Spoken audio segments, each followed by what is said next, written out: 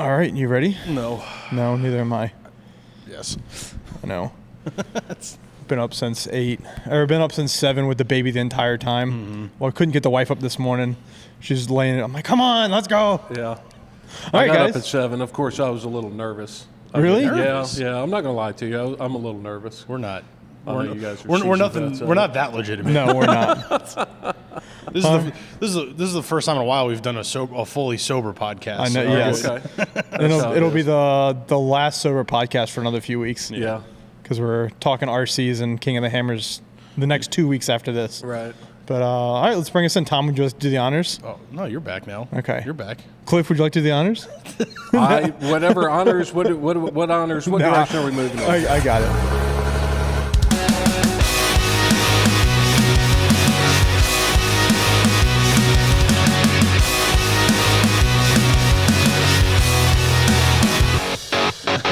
What's up, guys? Welcome back to your Third favorite podcast. third favorite podcast. We're demoting ourselves. Yes, the Dirt Drive podcast. We are in the shop today with Cliff Vowell. Yes. Cliff Vowell. He Correct. is the Thank you. owner, operator, driver of the monster truck Virginia Giant. Correct. Hell yeah. How did you get into, like, how does anyone ever get into monster trucks? That's a super long story. So We I got was. time. I don't know how old you guys. How old are you guys? 35. 35. 31. I've been Close enough. I'm 48, so I'm straight in the Gen X product of the 80s. So yes, I grew up Saturday mornings watching cartoons, watching wrestling, and monster trucks were in there too. But I never took the route and followed them. I knew nothing about them. I knew who Bigfoot was, etc. So fast forward till I was, I don't know, probably 8 years ago, I guess, 9 years ago. A friend of you mine. grew up in Virginia? I grew up right in Fairfax. Okay. Yeah. I've lived here my whole life. I've lived in Fauquier in a couple different counties, but I grew up in Fairfax. But a friend of mine had actually purchased the Virginia Giant from Deal, and that was my first exposure to it. And the first time I ever saw it was up at Carlisle, and I was pretty baffled by it for sure. I mean, I knew what it was, but I come from a background of GNCC racing, so GNCC. I just yeah. Grand Wait, National off-road quads. Okay. Okay. Oh, cool. Okay. Yeah. So I was just kind of thrown into the mix, and what really got me into it was they needed somebody with a CDL to drive the rig. And I was the only guy around stupid enough to have a CDL. So I got to drive the rig around and kind of see how it works. And one day, Deal was trying to get out of the seat, and honestly, one day I just called him on a whim, and I was like, hey man, will you show me how to drive this thing? Did you already have a fire suit and helmet? No, I had nothing. Okay. I had zero. That's my thing is we're going to King of the Hammers, the big off-road race in a few weeks, and I'm like, if I can get out there and have a fire suit and helmet, I don't know where I'll end up. But I'll end up in a cool place. Yeah, I definitely do that. Definitely hook up with Simpson. I can give you some contacts over there. Wearing my There Simpson, you go. You got it going. Is that FR? my Simpson Dixon. It is not FR. So anyway, I kind of fell into it. I just called Deal one day and I was like, will you show me how to drive? And he instantaneoily said yes. Is that easy? Will you show me how to drive a monster truck? That's all I did. Will you show me how to drive a monster Swear truck? to God. Are you asking? Yeah, me? I'm asking you. It's been I saw my first show in like '98 at the Hampton Coliseum. Okay. And yeah. I've been hooked on and off ever since. Really? Yeah. That's hilarious. Yeah, I mean, I'll show you guys how to drive. Just probably the one This is the show coolest to come podcast to. we've ever done. Yeah. And that's it. Thanks for coming. that's I it. can We're show gonna go you how to drive. I can't put you in a show right away. No, yeah, or yeah, of anything course. like that. But yeah, if you guys ever, the closest one to here would be the Frederick County Fair in Winchester. And I forgot the date, but it's at the end of July. Okay. I'll be there. I'll absolutely be there. Yeah. I'll buy a fire suit and helmet by then. Yeah, yeah. I'm not saying I wouldn't want to drive, but like, I'm the mechanic. I think monster trucks from an automotive technology gearhead standpoint are wild. Yeah, they are. It's just the coolest thing to me. So you just asked to drive, and he's like, "Here's the keys." Or Well, here's the button. There's no keys, probably. So a promoter, Elliot Miller with Monster Truck Throwdown, had just done a show down at Virginia Motorsports Park in Petersburg. So I called him and asked him to leave all the cars there after the show. So Deal and I drove all the way down there. I had to get some fresh cars, etc. And we took the body off, and it was just me and him on the radio. And I crushed cars all day long. That sounds so sweet. Yeah. And the worst, I was beyond nervous. The craziest part about that is once we got done, he said, "What are you doing in 2 weeks?" I said, "Nothing." He said, "You're doing a show." So he had me do a car crush in front of people. And that's just, spiraled out of control from there. Was Deal the original owner of the truck? Deal is the original owner. Okay. He came up with the Virginia Giant concept. Because that truck has a sweet history. It has a long history. It's about 40 years. I was on your truck Wikipedia, monster truck Wikipedia. Yeah. And it says the Virginia Giant is one of the first 10 monster trucks in existence. Yes, it is. Fucking wild. Yeah. Was it wild. always the Virginia Giant, or is that... Or is it like that truck renamed, rebadged, whatever? No, the monster truck has always been the Virginia Giant. Okay.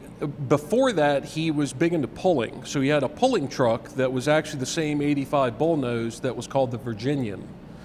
And I don't know, do you want to hear the story real quick of how that truck came to be? That's the whole point. So there is and I might butcher some of this, so whoever's listening, forgive me, but in Winchester there still is a furniture maker, cabinet maker called Hinkle & Harris, and they worked with Deal pretty closely. And apparently the owner of Hinkle & Harris went to Deal and said, "Hey, I want to kind of build one of these monster trucks for advertising."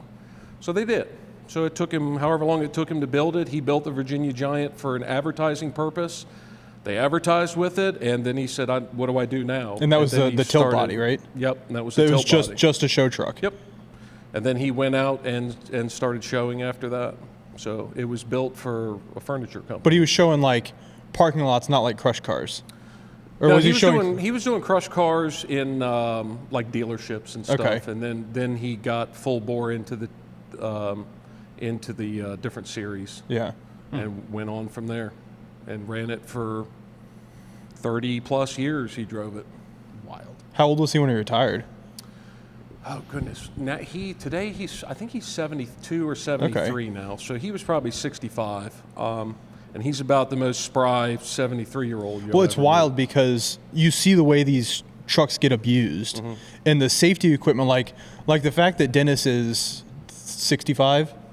I actually don't know how old he is. Yeah, Dennis is in his right. mid-60s, and he's throwing King Sling around like a 23-year-old, and he just walks out of the truck. Yeah. Like, those trucks are so freaking safe. It's ridiculous. Well, it's also the suspension, the tires. Well, not when you land on the chassis and on the side. Well, I mean, they're safe now. Yeah. But, back then, those guys. I've asked Deal before jokingly, "Do you even have a seatbelt on?" in some of those pictures, and he just smiles at me. These guys are wearing open face helmets, smoking cigarettes, and back in the glory days. Yeah. Would they have still been running like nitromethane back then, or is that not yet? Probably not. They were probably. I don't know the exact timeline of when they started running nitro, but no. Nothing says big old set of balls like smoking a cigarette on nitro. Yeah, the original Giant had a 429, a Boss 429 in it. Okay. So those guys they may have been running like a high octane fuel. Yeah, they weren't running nothing crazy yet. then. So do you have guys at your race shop, or are you fully independent? I am 100% alone.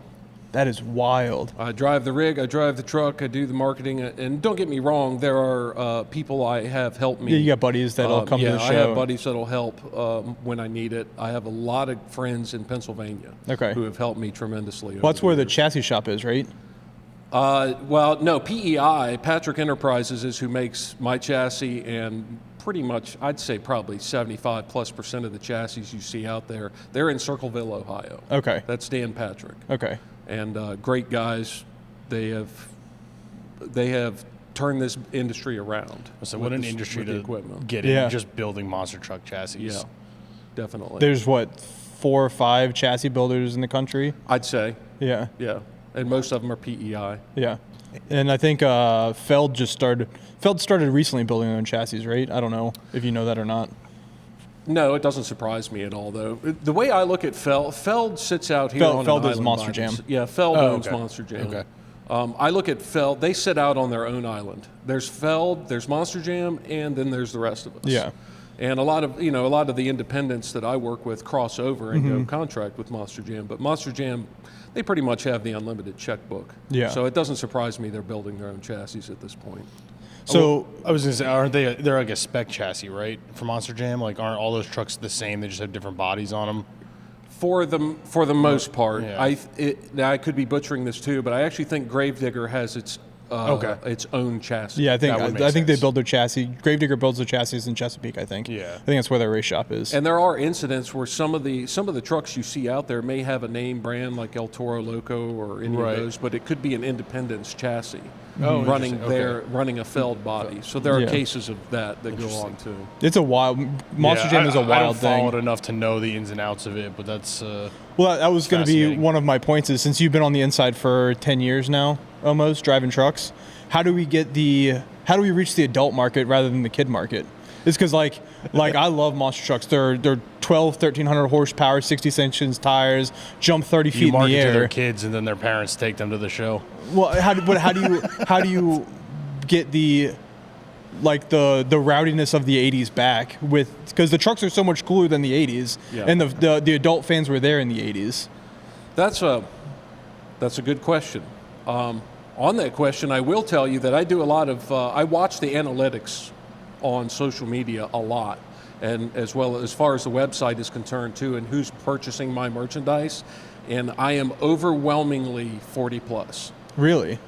Kids that see me at the show, they like it because it's big, because it's blue, but they want the shark, they want Gravedigger, Yeah. they want the bull, they want the 3D bodies. Got my Gravedigger hat on.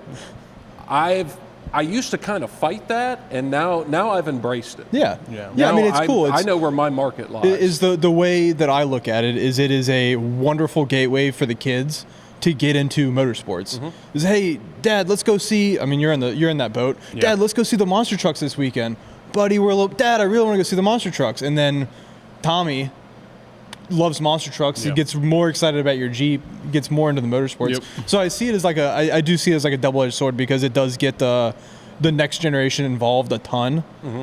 But it's also like I want to enjoy it as much as I enjoy Ultra 4, opposed to see a clip on Instagram and then go back about my days. Like I want to sit down in front of my TV for all day, get excited about it, and then I don't know if that makes sense.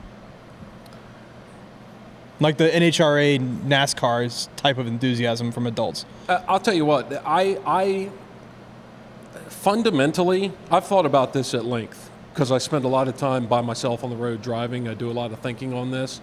I watch NASCAR and NHRA and IHRA and these different World of Outlaws is another great one I watch because fundamentally we're all the same. Yeah.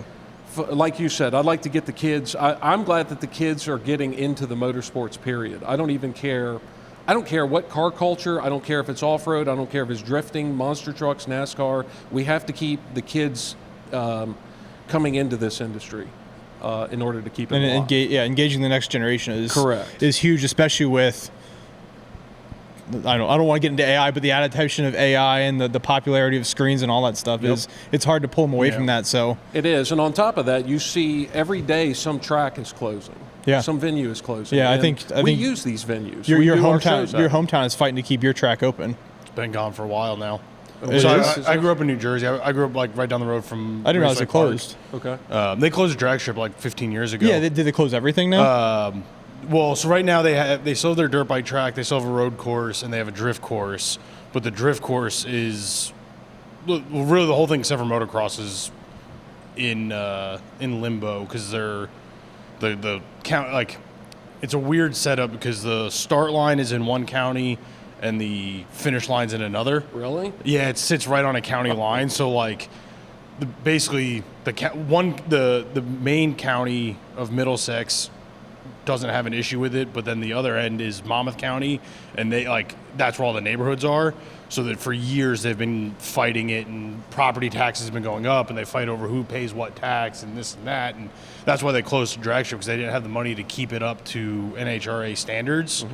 And then they ended up renting a parking lot to like an insurance company, and then it just kind of spiraled, and now it's back to being an issue because the drifting is exploding. Yeah. And it's a popular drift track. And it's loud. And, Drifting is loud. I would argue drifting is way more obnoxious than drag racing was. Yeah. For sure. Because it's constant. At least drag racing, you get 10-second bursts, and then you Right. reset for a few minutes. Well, and that was drifting the thing. just The goes. only stuff that was loud was the NHRA stuff, which was once a year. They did the Super Nationals, I think it was. So you'd have your top fuels for a weekend, and then it was just amateur guys running 10, 15-second passes on a Tuesday night. Yeah. But now it's drifting 5 days a week. Whatever movie their son Kang is doing, right? That's his name? The guy from Fast and Furious? Yeah, I think so. They just filmed like a whole movie, like I think it's like it's not like a fictional movie, it's like a documentary type thing. They did a whole bunch of it at English Down. Tony does a bunch of stuff. Yeah. So hopefully it stays open. It should. Hopefully it does. I mean, I support every single motorsport. I may not, like drifting is not my thing. I don't really care that much, but I 100% support the track staying open because it keeps a lot of these dudes off the streets. Yeah. Well, and it's also the trickle down for everybody, right? Like, we do a lot of work with SEMA out of DC, and one of their big pushes for this year is working with states to put in all these motorsport tax credits that will allow these property owners to stay open, right? They get a tax credit, they can put the improvements in, they can maintain the facilities, whatever it is, to get people out to the track more and keep them open and protect them from developers and new buildings around them and whatever else. But what I've always pointed out is we don't have the issue in the off-road community because all of our stuff's in the middle of nowhere. Mm-hmm. But until we do have the issue. Until 20 years from now, they start trying to build neighborhoods next to our favorite off-road park, and they're dealing with side-by-sides and trucks and trailers and muddy Jeeps and everything else driving by their house all day. They're going to start complaining. Or like what we see out west is with the public land access. Yep. If we protect all the tracks now and we get more people into it, right? That's what's being targeted now. We can protect all of it in one shot now, and it's it's like you said, keep people off the streets, get rid of the shenanigans that make us all look bad, and we can start having fun again. I'm sure you've seen that a little bit in your industry because I imagine you spend a lot of time at fairgrounds. Oh, yeah. So you see fairgrounds not shut down, but get surrounded by neighborhoods. 100%. And now you can't have the monster trucks out 100%. there. I've been running it full-time basically for 5 years. And That's your full-time job? Yeah, I do. That's sweet. Full-time. Okay. Yeah. That's that's the dream. Hey, you want to drive you wanna this buy week? A Jeep shop? You want to trade? There's a lot. I don't own a Jeep shop. That's why I got rid of everything. I don't own a house Jeep shop anymore. I mean, that's the longest story on the planet how I ended up here. But would you change anything? No. No. Basically, that's the story. I spent my entire life, I ran a construction company, which was great, but I worked 24/7, 365, never took a vacation, never did squat, and it caught up with me. Yeah. And so I threw it all down the toilet and sold out and had half a mental breakdown and then said, screw it, I'm going to do this full time, as long as I can. Yeah. But to answer your question, yeah, I've seen a lot of fairgrounds go down. A lot of venues go down, a lot of noise complaints. The funniest one locally was the Prince William County Fairgrounds. I did one show out there. We got done, they built a lot of new developments. Yeah, just like Clark County. There. Clark County Fairgrounds is surrounded by development now. I live in Clark County. Prince William, they built all this new neighborhood. We did the fair. This is probably 3 or 4 years ago. Did the fair. We were back down at the trailers loading up, and the police showed up. And the cops got out and started laughing, and I said, how can I help you? And he said, we got a noise complaint. You're idling your monster truck. Yep. Seriously, got a noise complaint. The whole fair is going on. We got a noise complaint. For idling a monster truck? Yep. That's so crazy. Oh, I can't believe they even responded to that. They laughed. They have to respond, but they were certainly laughing about it. But I mean, monster trucks don't idle quiet. Not at all. They are super loud. It's not like you're just like in your backyard revving the thing. Like, no. That's why I hate people. And I'm in the middle of Fairfax with it, but I'm very conscious of when I'm not going to fire it up at 2 o'clock in the morning because you people, you can hear it for quite a while. I would imagine. Yeah. That's so wild. You're in Fairfax. Yeah. That's so wild. It spent its entire life in Winchester at JR's Auto Body. Okay, see, that's where I got Winchester from. It's because I was stalking your website. Yep. Deal owned JR's. In fact, he just sold it this year. Over 50 years in the body industry. And do you still own the ride truck? No, Deal has the ride truck. Okay. And Deal continues to run that. The ride truck was the original tilt body truck. Okay. Yep. Well, he actually has a brand new ride truck now. Oh, really? Okay. He had Dan Patrick build him a new one. I don't know how long ago this was. Less than 10 years ago. You have full control of everything over the truck. Why stick with the old Ford body, the bullnose, and not like switch it up, do different things? Is it just because money, or because you're loyal to that body? The truck, the Giant will always be a Ford. I'll never change that, and it will always be a truck. But for the longest time, it was a 2001 F-150. Best ones. I love it was those. a beautiful paint job by Chuck Buckler, and I mean, it was a gorgeous truck, and I fucked it 10 ways to Sunday. I mean, that's just the nature of the game these days. So I guess it was 2023, I decided, I had always had it in my head, I wanted to do a replica of the 85. And that was a big project that I embarked on without telling Deal. It was meant to be a surprise for him. So I had a guy redo all the graphics. We had to do everything from what we could find on the internet, because I refused to go to him to get the info. Trey Myers. Well, that was, I mean, not hard, because not that there was a ton of stuff on the internet, but the heyday of that truck was the heyday of monster trucks. So there's probably a ton of pictures of it. There's a ton of pictures, but they're 1980s and 90s pictures, and I can't get. It's hard to get the detail. Out of them. There was, I mean, if you'd have to look at the truck, but it says Virginia Galleries on it, and right in the center is this little figure, and it took us about 3 weeks to figure out what the figure was. And it was only because doing all the Google research, I ran across an old business card for Hinkle and Harris that had that symbol on it, and I was able to blow it up and get it. So that the body on there is an exact replica of it, just fiberglass, of course. Yeah. But I am in the process of trying to redesign something now, but it's a pretty big nut to swallow to change the whole identity, because I'll have to change the logo, the artwork, the body, the fiberglass, the merch, all of it. But I'm in the process of doing that now. Okay. Yeah, because the only thing I'll let out is I'm bringing the eyeballs back.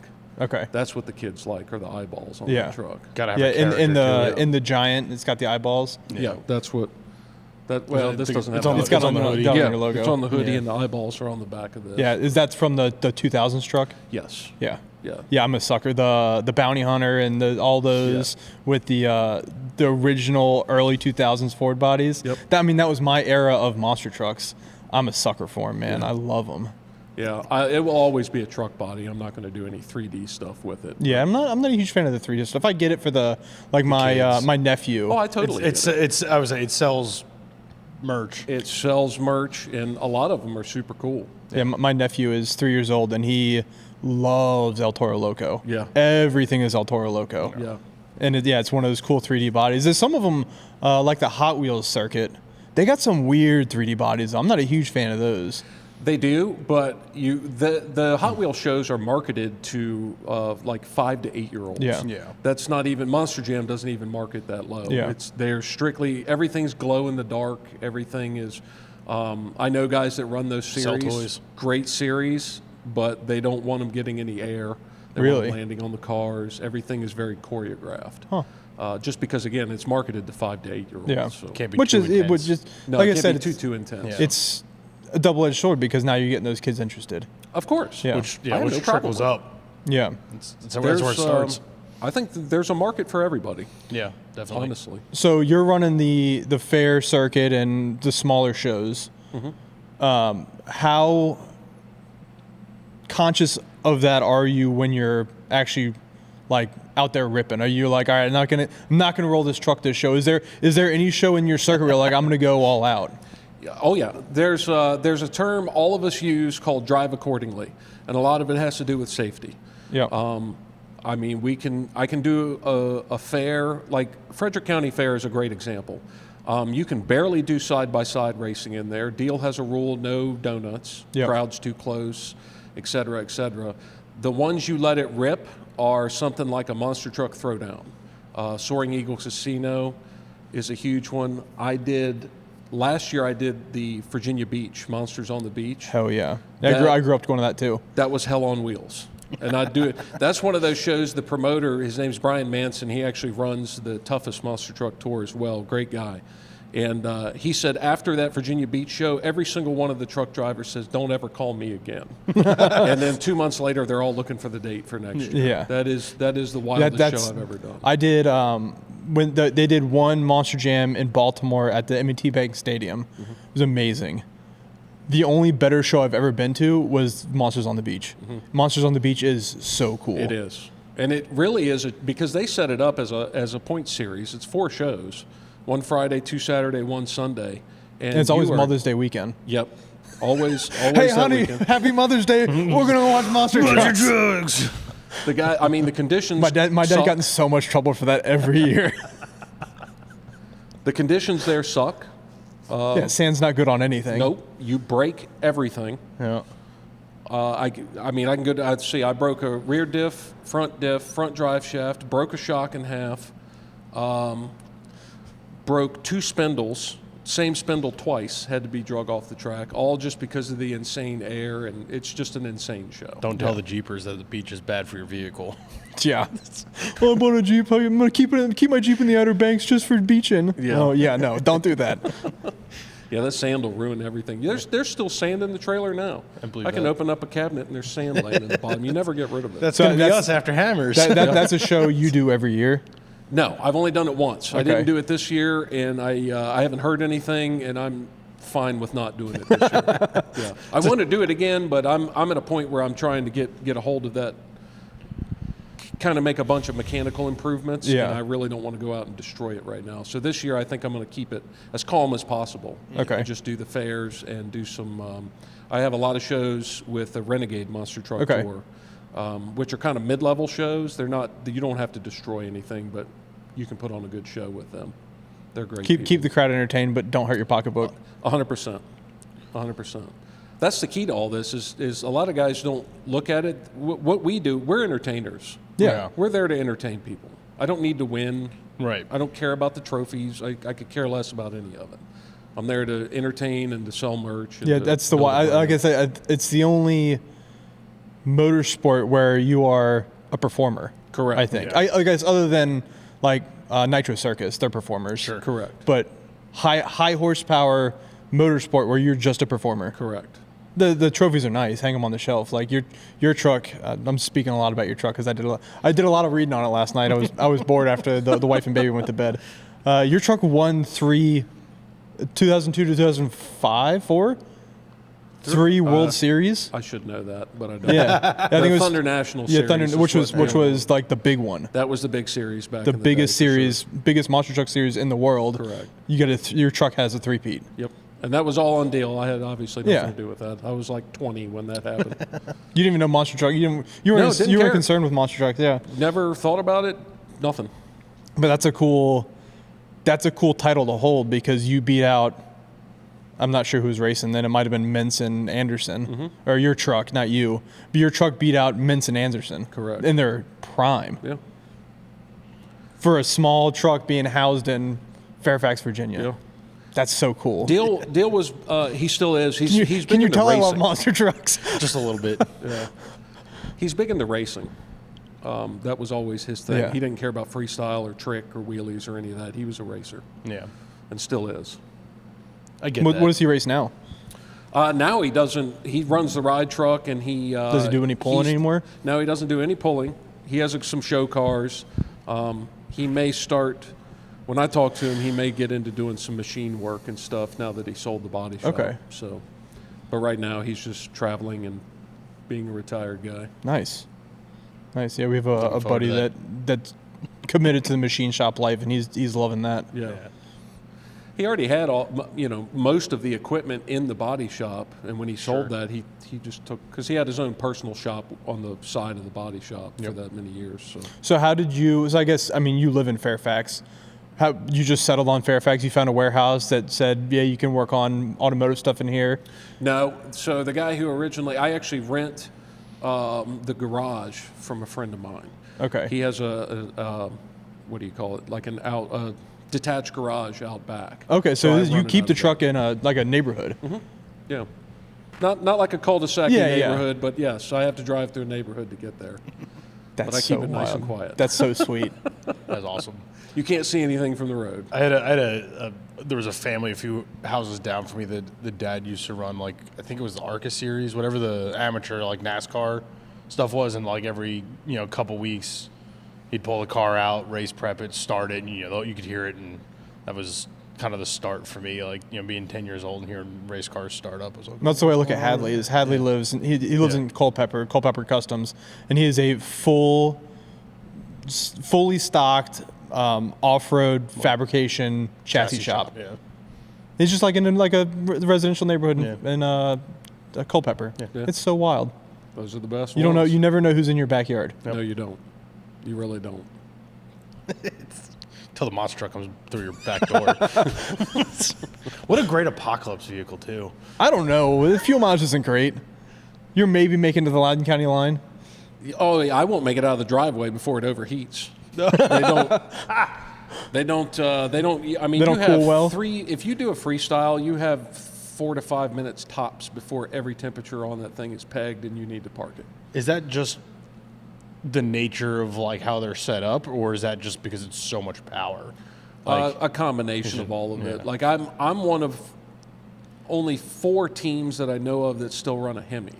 okay. Yeah, brother. Most people run a 540 Chevrolet. Yeah. There are a couple guys who run Fords, and then there are those of us that run the Hemis. Yeah.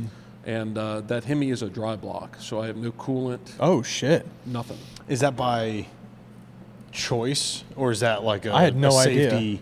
Because it's kind of in the cab. You don't want to blow hot coolant all over yourself. Like No, all the Chevrolet guys they all run coolant. It's a Hemi thing, and this all stems from Deal. yeah. Deal, Dan Patrick. There's Samson has a Hemi, which is Dan Patrick.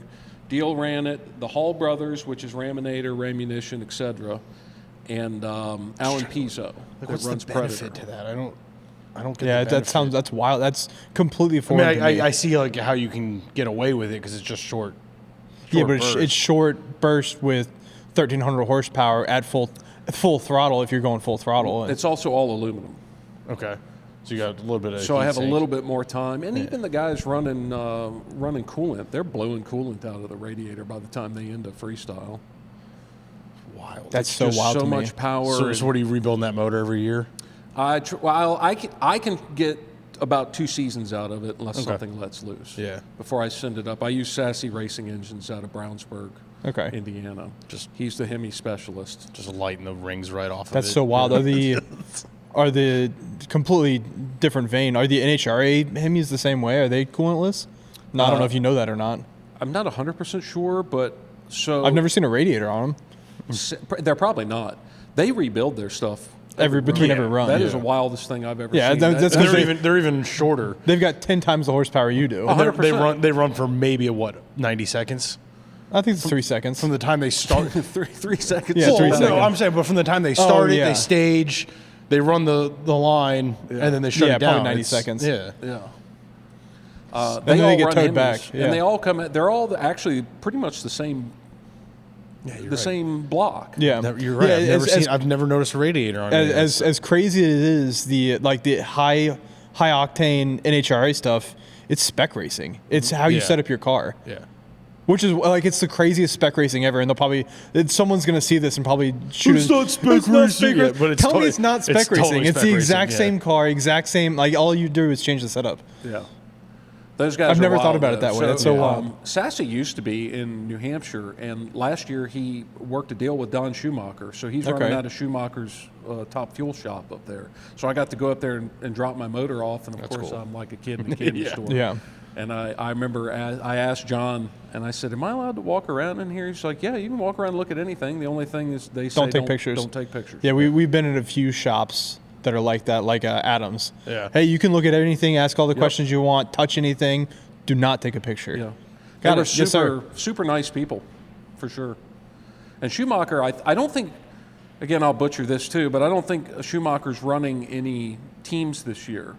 And that's part of why they're ramping up their manufacturing side, and that's part of why they brought Sassy in. So the key to Sassy is everything he does to my motor, everything except the crank is done in-house. He builds his own pistons. Everything's Machines the done block. in-house. Yep. Wild. It's real easy these days with 5-axis CNC. Yeah. Yeah, your buddy just bought one. Yeah. Yeah. That's a world I don't have the Too much brain. computer for Yeah, I me. was surprised when I saw I'm not- Glassworks got the yeah. CNC. I'm like, what? I'm fascinated. got a Haas CNC in Sterling for $500,000 machine. $500,000 for a detail shop. Well, I guess they have an off-road side I would now. say that half isn't really just the detail shop. They're building like custom one-off stuff. They're working But started as a detail shop. Yeah. Oh, that's the other half of the business. It's 2 separate shops. That's pretty wild. I've got two motors. So I have a Keith Black block, which Keith Black is long gone. They passed away. The company's not in business anymore, but the blocks are still around. That's a cast aluminum block. The other one we blew up beyond recognition, so I had to trash that block and buy a Brad Anderson block. Brad Anderson's the new Hemi specialist out there, and that's a pretty expensive chunk of aluminum. Yeah, those motors I imagine. The top fuel guys are probably around $100,000 per motor. I believe that. Probably half that. If because ours is tamed down, mine hat to pan is probably about 50-55 to build a new one. That's crazy. Honestly, but I guess that's not too bad because you're. I was gonna say with that's your AMW stuff. That's a good value in the world of from a horsepower number standpoint. Because like, I look at if I take you get 2 you can't seasons see out it, of it, but there's a Jeep 4-liter on that forklift. If I take that 4-liter, yeah, hideous one. Yeah. If I take that purple and green, if I take that motor to my local machine shop just to rebuild it, it's going to cost $5,000 to $6,000. Yeah, and that's an OEM motor. How many hours do you? So you said 2 seasons. How many hours of runtime do you get in 2 seasons? So this is the funny thing. I have this argument, not an argument, but I have this conversation with John all the time at Sassy. I put an hour meter on the last one, and I got 48 hours out of it, which is quite a lot. Yeah, that's not bad. Everybody else, except all your drag racers, taking on runs. They do 10 runs, 12 runs, whatever they want to do. You want to do hours because you're idling on and off the trailer. You're putting bodies on, tires on. Stop. Got to kill the RII. There's so much idling. There's so much we burp them around a lot. So we never hold those things wide open.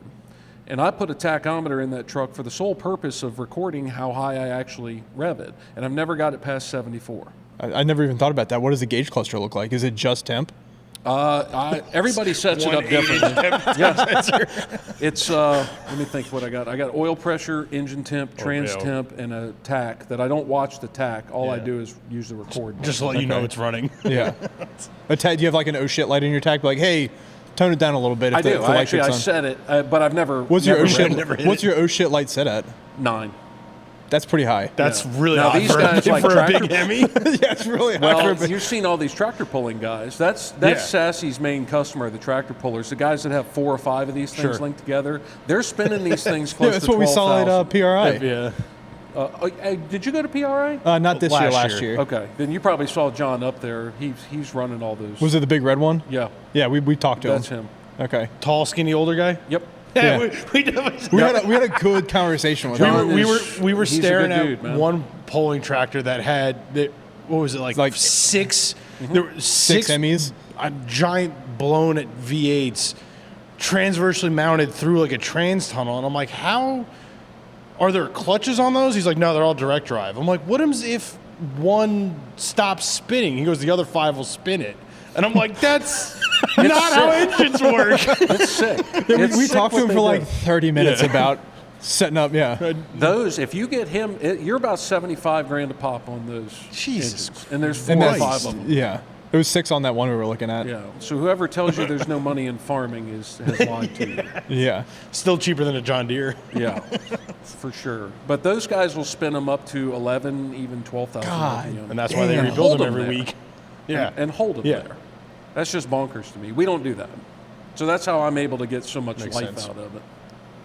What do you run for like axles and differentials on your truck?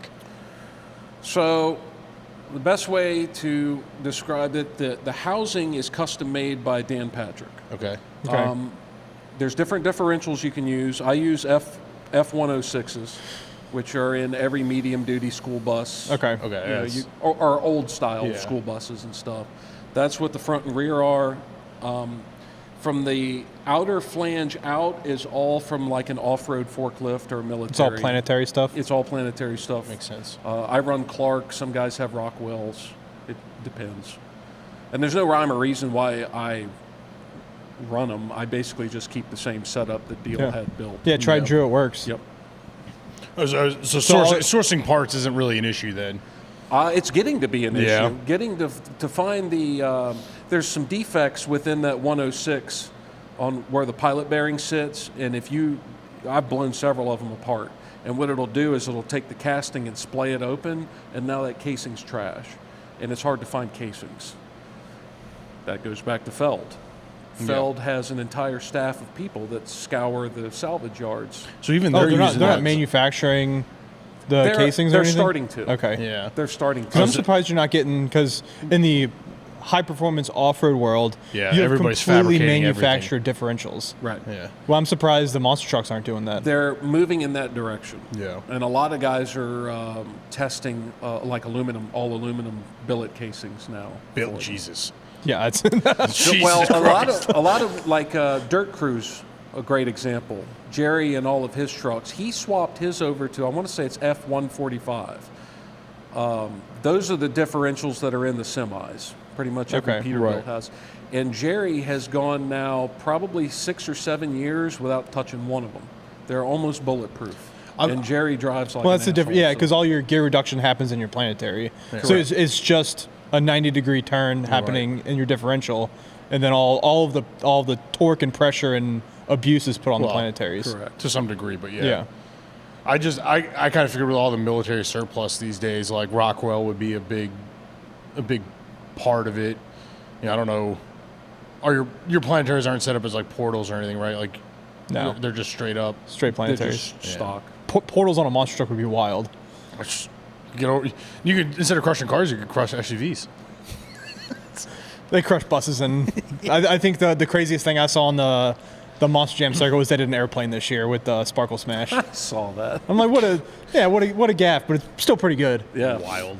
They did an airplane. They did an airplane and a boat. So I've got an 8-month-old daughter, and since my brother has a kid that loves Monster Jam, my brother got my daughter the 24 scale and the 64 scale Sparkle Smash. Nice. And she loves her Sparkle Smashes. Nice. So like I said, it's a good. Tim got scale models. I did. Oh yeah. Yeah, and then I just kept going. He's saying this like his daughter's 5. His daughter is like 8 months old. Yeah. She loves it. You know what? I silently made fun of that truck like everybody did when it came out, but I'm going to tell you right now, that is probably one of the most popular trucks. Yeah, it's great for ranks marketing. Up there with Gravedigger at this point. It's great for marketing. Yeah, fantastic move. This is wild. This is like a whole world of motorsport I never even like put serious thought into until today. That's what I'm saying, is because it's such a serious motorsport with like giant parts, heavy duty parts, like, and it's just overlooked by even a guy in the off-road industry. It's not off-road. It's they're not just pavement princesses, but they're just show trucks. They don't do anything else. No, but you beat the snot out of them. You show them hard. Yeah, there's a lot of abuse that those trucks take. I can't remember what it was. There was one out at Glamis a few years ago, like on a monster truck on the dunes, ripping at Glamis, and I can't remember who it was. Is it yellow? I can't remember. Because I think I've seen videos of that, and I can't remember. It was a wild. It was like just like trophy trucks jumping around Glamis, and then just a monster truck flying. I'm like, what the fuck? I bet it didn't go for very long before it got hot, though. Yeah, especially in that much sand and that much air. Yeah. That's a lot of abuse. So normally most people run 2-speed power glides in there. Yep. And the way I drive that thing, the way Deal taught me to do, is you use first gear to simply get the momentum rolling. And so when I hit the gas, it's basically 1-2. And then I leave it in second to do everything I need to do. The only time I would go back to first is if I came to a complete stop. Virginia Beach on that sand, I equate it to getting a boat up on plane. I had to leave that thing in first for like 5, 6, 7 seconds just to get enough ash to get it up on the sand before you shift, or you'll rip the transmission out of it. That sand down there is absolutely nasty. Yeah. What is top speed per se? Like, are you measuring wheel speed or vehicle speed or anything like that, or you just feel it? I have no. I usually, all of us gear them out. Yeah. I mean, I'm out of gear before I hit any speed. If I had to guess, I might be doing 45, 50. Okay. Maybe. There's a video of one on a drag strip from a few years ago, and I can't remember the top speed. It was like 101. Was it 101? But he had a Joey special gear. Sylvester still holds the record. Alan Pizzo with a Hemi with Predator tried to beat the record this year, and he got about halfway down the track and threw the rods out the side of the motor. So needless to say, he did not get the record. Yeah, I ended up. I didn't know Predator was still running. Oh, yeah. I ended up on the Independent Monsters on Facebook. I'm like, hell yeah, dude, because that was another classic truck from the early 2000s that you saw the TV. Yeah. Alan's an awesome dude. Alan, you meet so many characters in this business. That's the other thing. You meet a lot of guys who are just MacGyver. Yeah. And Alan is one of them. Well, that's going to be my next question is, just by being who we are and putting ourselves out there, we've ended up in some pretty cool places. What's like some of the coolest places or people you've met doing this over the last 10 years? Oh, my God. It's a tough question. It is a tough question. A lot of it is, I'll tell you what was the craziest thing for me is starting to earn the respect of the old timers. Because when I first started doing it, it's probably like any form of racing. They just look at you sideways. Yeah. And it took me a long time. He just bought the truck. Like, what does he know? Oh, I couldn't get hired. Yeah. I couldn't book the truck. And people, it was because I hadn't, but how are you going to prove yourself? Yeah. So, you need 10 years of experience for this job, but this is an entry-level job. Exactly. So you have to fight tooth and nail, and I did. And then I finally started to get a couple of bookings in 2020. That's wild because the reputation of that truck, they still wouldn't hire the truck. Book it. Wild. Because it's not the truck, it's the driver. Yeah. I mean, it is the truck. But for the fans, it's the truck. Right. Yeah, but they're not, but for the insurance company. I don't. Yeah, for the insurance company, that's a big. I won't put a rookie. I don't want a rookie anywhere around me. Yeah, I get that. And if I do, he's got to be watched very closely. Yeah. I mean, because it's a safety factor. That truck will climb a set of bleachers without thinking twice. Oh, yeah. I mean, they can be dangerous. Well, there was a video of the tire that flew off the one and just ran through the parking lot. I saw that. They lucked out on that. Yeah. Destroyed the car, but didn't hurt a soul. Yeah, tire popped off the planetary, just flew over the. It was just the catch fence. Circle. Flew over the catch fence. Those tires are what, 1,000 pounds each? If you had the old Firestones are close to 1,000. I've got China tires. They're probably 800. China tires. They make you get 66-inch China tires. Yeah, we call them China tires. I've got the original. There's Ukrainian tires. Because we don't sell China tires, but we know China tires. Linglongs and Maypops, baby. I like the China tires myself. Personally, I'd like to get another soft set. and squishy. Yeah, good for the budget. Yeah. Well, it used to be good for the budget. Now it's. Now you got the tariffs. Sorry, we won't go there. No, we're not going there. But I will say this: when we bought those tires probably 10 years ago, when Deal was still running, I think we paid $1,200 a piece for them. They're $2,400-$2,500 a pop now. That's still not as bad as I thought they were going to be. Yeah, I thought that'd be because if higher. you're doing like a 43 red label sticky tire, it's $1,000 for your off-road car. Yeah, you're easily a comp 40 like this. All the stuff they run on all the Ultra 4 cars, like if they're like not $2,000 a tire probably. Yeah, really. Yeah, it's crazy. The DOT 40 is going to cost you $700-$800 for a name brand tire. Yeah, and then you go into the Baja stuff, and I'm sure those tires are $3,000 a pop for the tires on a Baja. Probably not quite that high, but I would like $1,000 to $1,500 on the top end for a comp tire. Yeah, I assumed Monster tires are going to be $6-7 a pop. No, they're I'm complaining at $2,500. I mean, it's $10,000 for a set, but it is what it is. I would say, but you get 10 years out of them. Yeah, right? There are guys running Firestones and Goodyears that are 30, 40 years old. That's so wild. Because the rubber compound was just completely different back then. You like re-groove them, like just keep grooving them. They and do. all that? Yeah, they do. Mine are completely destroyed. I need a new set now, but they hold air, so I'm gonna keep making money and keep running them for now. Burn it down. Yeah, it's all those. Sure. It's all that new hardened steel and all the structure, all the new cars you guys keep having to crush. Yeah. That's the other funny thing is as many cars as I've crushed now, you get a sense of what cars are going down the road are actually garbage. And what I didn't even think about that. If you broadside a Cadillac or a Mercedes, it's going to send you up in the air. It's hard to lay over. You hit like a Chevy Impala, that thing's flat in one hit. That's so. I never even thought about that from like the driving the semi down the road. Be like, you're fucked if anything happens. I do it all day long. I'm like that thing. I wouldn't drive that thing, dude. No way. This isn't. I mean, it's a knock on Ford, but it's not. Every time we have a F-150 in here, Brian, our one tech, who's a big beer drinker, he's like, another one of the trucks I helped build. It's like I've drank enough Busch Light that had to easily make at least one F-150 bed. Yeah, for sure. So yeah, it's definitely an interesting perspective. How's the culture around it? Because that's one thing I've never I've been to the pit parties and everything, all that stuff. But the driver to driver culture, is it we race on the track, but we help each other in the pits, or is it competition 100%. All the time? I have never met a better group of people than in any motorsport, really. I mean, you guys know how it is. If you guys go to some Jeep event and you flip your rig over, God forbid, there's going to be 20 dudes over there helping you get it fixed. It's the exact same thing with the monster trucks. I can call any one of 20 people right now and they drop what they're doing. I wouldn't make that call unless it was an emergency, but I could call them right now and say, hey, you got 2 more people to call, so. Yeah, I'm FUBAR, so I need some help, and they will drop what they're doing to help. And I'll do the same thing for them. And so the culture, I love it. Yeah, that's good to hear, because I know the big circuit, Feld, I know those guys all get paid by the same guy. It's all the same team. So I didn't know if it was the same on the smaller circuits. No. So Feld's a corporation, and I don't know the whole inner workings. I'm just repeating what I hear. Yeah. But those drivers, I don't want to get you in trouble. If you ever want to go out there, we don't have to touch the topic. No, it's all good. I mean, just how they operate. Those drivers, they don't touch anything. Yeah. Right. They're not mechanics. There's an entire crew for each truck. Yeah. Whereas pretty much every independent, everybody does everything. Right. We're all just out there thrashing on everything. So, and that's not a knock on Feld. They have the money to do that. If you had the money to do it too, you'd have a whole team. If I had the money to do it, I'd have an entire crew of people. Yeah. I don't. So, I've had a couple crew guys over the years, but everybody wants to be a crew guy until they really figure out how much work is really involved in this. Yeah, work on these things suck, and they're a quarter of the size. Yeah.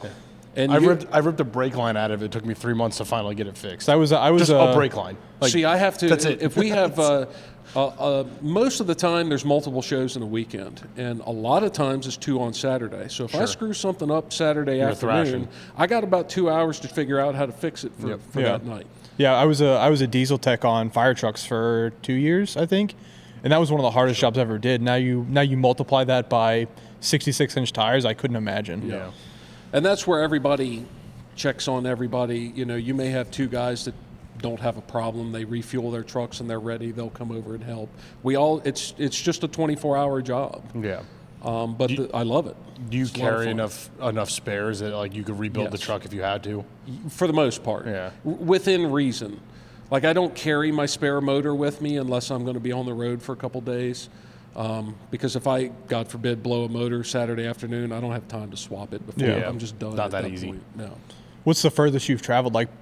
Pacific Northwest, or are you mostly Central and East? No, I'm East Coast and Central, Maine to Florida. Probably the furthest up I went was Green Bay, Wisconsin. Okay. A little bit outside of Green Bay. That's about the furthest I've gone. I'm not opposed. I'll go anywhere in the country, but financially speaking, it's not worth. I can't go to California, do a show, and come back. Yeah. That's a complete waste. You'd have to do a whole circuit. Hit shows on the way out, do a bunch of shows there. Correct. Do shows on the way home. Correct. And that's how I ended up in Wisconsin. The logistics of that would be a night, especially if you're booking your own shows by yourself. It would be a nightmare to do all those logistics. Are you funded? Do the shows pay enough to fund your trip out there, or are you relying on sponsors? And I have no sponsors. Zero. Zilch. Nothing. And that's not to say I wouldn't. I just don't. I did that GNCC racing for a long time. And you've been to PRI. Yeah. Everybody and their brother goes up there thinking they're going to get a sponsor, but nobody really understands how that game works. It's so hard getting sponsors. It's hard to get sponsors, but you have to be able to provide value to them while at the same time you're asking for money or free product. And I've never felt like I can offer enough value. I use Sassy. I promote Sassy all day long because those guys have been really fantastic with me and have cut me breaks because they know I'm poor and and I'm playing with these big toys. But I don't run any sort of sponsorship, and I'm not opposed to it. Yeah, I mean there's pride in that though. Is Like, you're doing this because you want to. You choose the shows you want because it's what you want to do. You're not obliged to do it because of some sort of contract. This is like what you love. That's the way I look at it. Is we don't have any sponsorships with our show. Yeah. I mean, we have partners that have promo codes and all that stuff, but we don't have any. Nobody pays us to do this. Yeah. I know it's a lot smaller scale, but the pride you have in that is that you make it work because you love it. It's freaking cool. Well, I wouldn't. Don't say it's a smaller scale. You guys probably have more into this than I do in that operation. I don't know about that. I got a cell phone on a tripod. Yeah, but I'm assuming $500. You're paying rent on this shop. No. no. The shop's technically a separate business. Yeah. But Okay. But you just hit the nail on the head. Yeah. I run that monster truck is run as a business. Oh yeah, Right. it has I am to. in the entertainment business. Sure.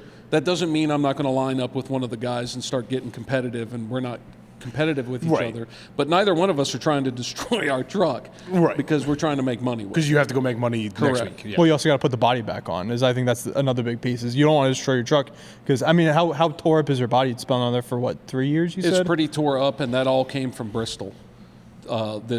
This year I fucked up royally, and that's all over. I was kind of an internet sensation for a little while. So that's where the money comes in. We went to that's where the money comes in. Yeah. Whatever I got paid on that was that, and then some was gone after that wreck. I believe that. And that's just the nature of the beast when you get into some of these bigger shows. But I screwed up pretty bad and cased. I lost 2 cylinders on the motor. Ooh. Was in the middle of a race, knew I lost the cylinders, and then went and hit a gap jump. And if I remember right, it was like 35 or 40 foot gap. And had I had the power, it wouldn't have been any problem. But I ended up casing the jump, and when the rear end caught it, it threw me straight up in the air, barrel rolled me, destroyed, ripped shocks out, ripped the body apart, the whole 9 yards. So Expensive. we'll get to the wreck in a second. I'm interested in like, how do you put the body back together? Is it just zip stitched like a drift car? Yeah, it's all fiberglass. So you do whatever you got to do, zip tie it. Safety wire. I did a bunch. That particular wreck, I actually took it back up to Trey. And he's in put it together? Brunswick, and I had him put it back together because I had so much other stuff to fix. Yeah. But we all carry fiberglass kits on the truck. Sure. So if you do crack something, Patch it back you together. can patch it back together. Yeah. Everybody's become a fiberglass. I was just saying, that's probably one of the benefits of the fiberglass versus, like, yeah, you can carry a welder, but then you're repainting it every time. Like, well, the metal is also dangerous for the type of work that we do. sure. The type You're of shows they do. panels If you have flying metal, off. Yeah, you could get hurt. that makes sense. Whereas that fiberglass, that's just part of the game. So next part of that question about that wreck, what does it feel like when you case a jump like that? Are you midair going, oh, fuck? Is it a car wreck at 50 miles an hour? Yes, it's a straight. That's the funny thing. So before I answer your question, you talked about your fire suit and your Hans and all that. Most guys are wearing the Hans devices, so in case they get into a wreck. So most car drivers are able to move around and look. We can't. You're strapped. We're completely pinned. I can't move my head this way or maybe about a quarter inch this way. Because you're expecting to wreck. We are in a wreck when you hit a set of cars and you land it perfectly, you're in a wreck. Yeah. So you want to not. So no suspension seat. Is your seat hard metal or is it foam on it? No, it's a full containment Butler seat with foam plus a suspension.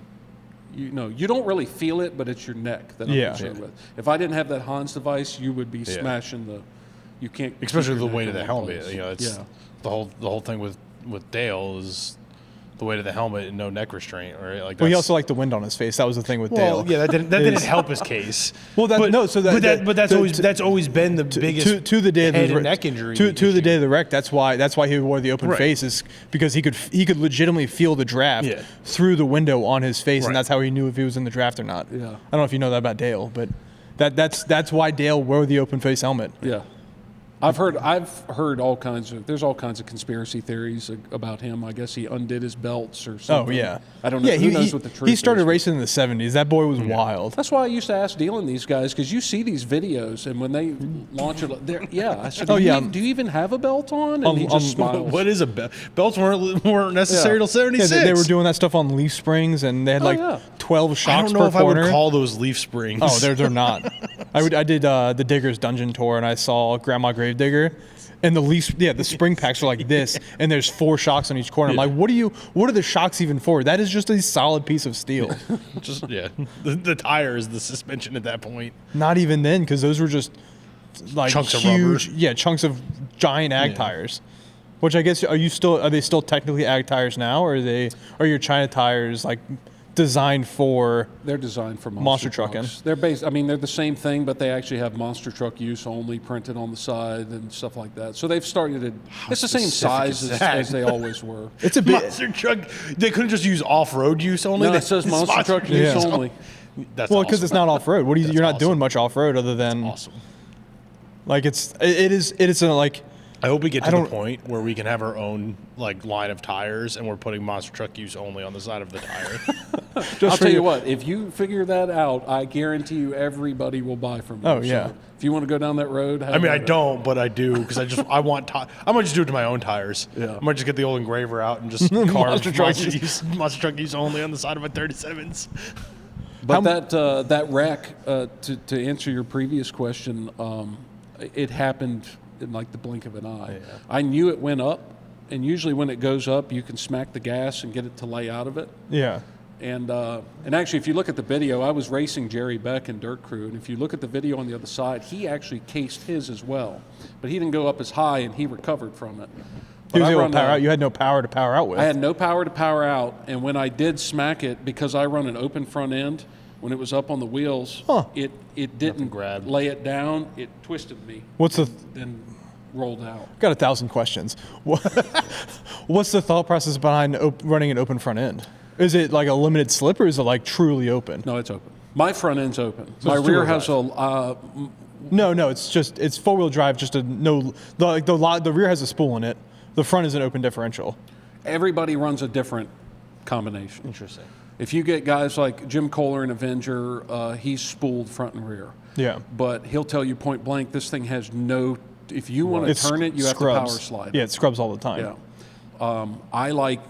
That thing's always had an open in it, and I've talked to a couple guys about putting a locker in it, and they've all kind of told me, you can try it, but you probably won't like it. Is there selectable lockers in that? I guess my fire truck has a selectable locker. So there's selectable lockers in the category of monster trucks. Oh yeah, yeah. Yeah, that would make sense because my fire truck has one. Yeah, I've got 3 rears. One of them I put a spool in, and the other 2 have lockers. But all of my front it's just open, just straight up open. I don't really. I can see the benefit of having an open diff for turning, especially if you're doing the side-by-side racing and things like that. Like that, it makes perfect sense to me. Where it falls short is getting out of that wreck, and the guys that do all the stoppies and stuff. Yeah.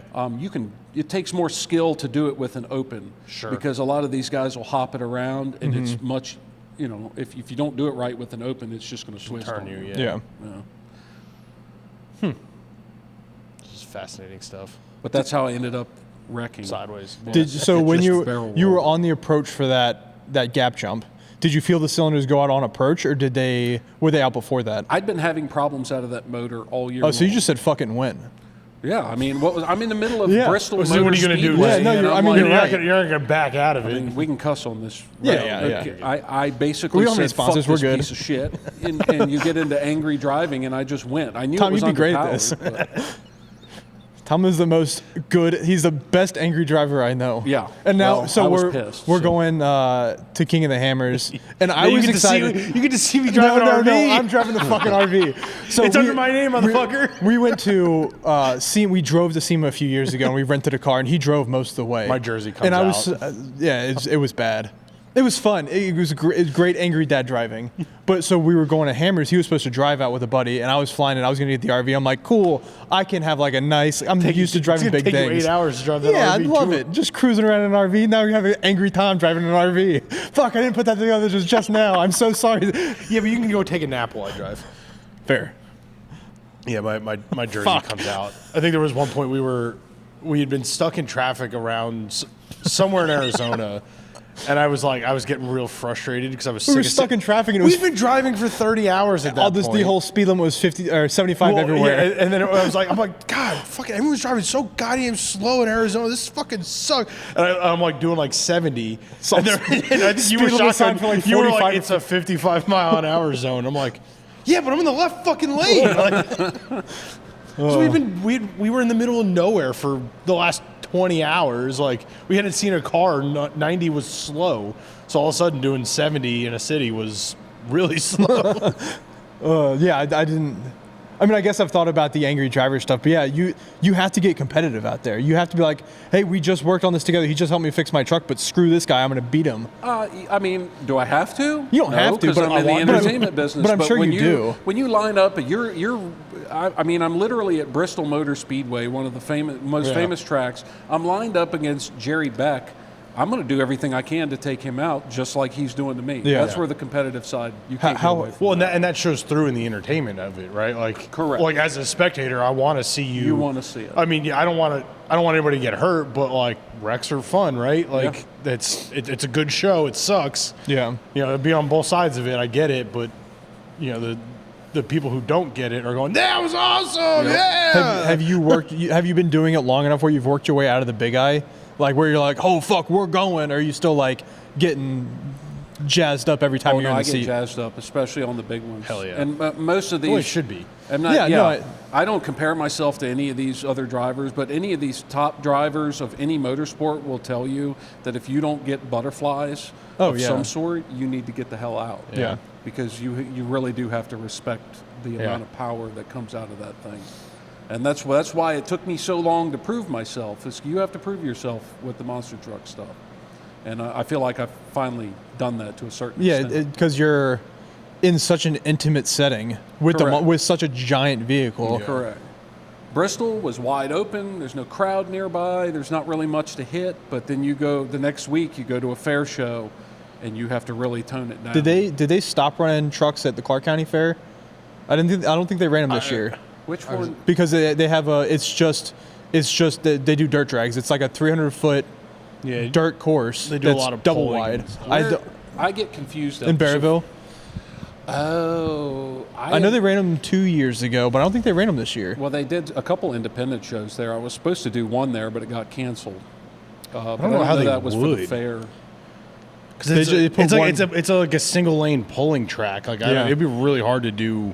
We do them. They do them there. We do them 100%. The way we do them, though, is that's where racing comes into play. We'll knock the racing out and just do a time trial. Okay. Because it's not safe to have two trucks out there. Just a down and back kind of thing? Yeah. Down and back or a straight run or an obstacle course, something other than having two trucks on the track at the same time.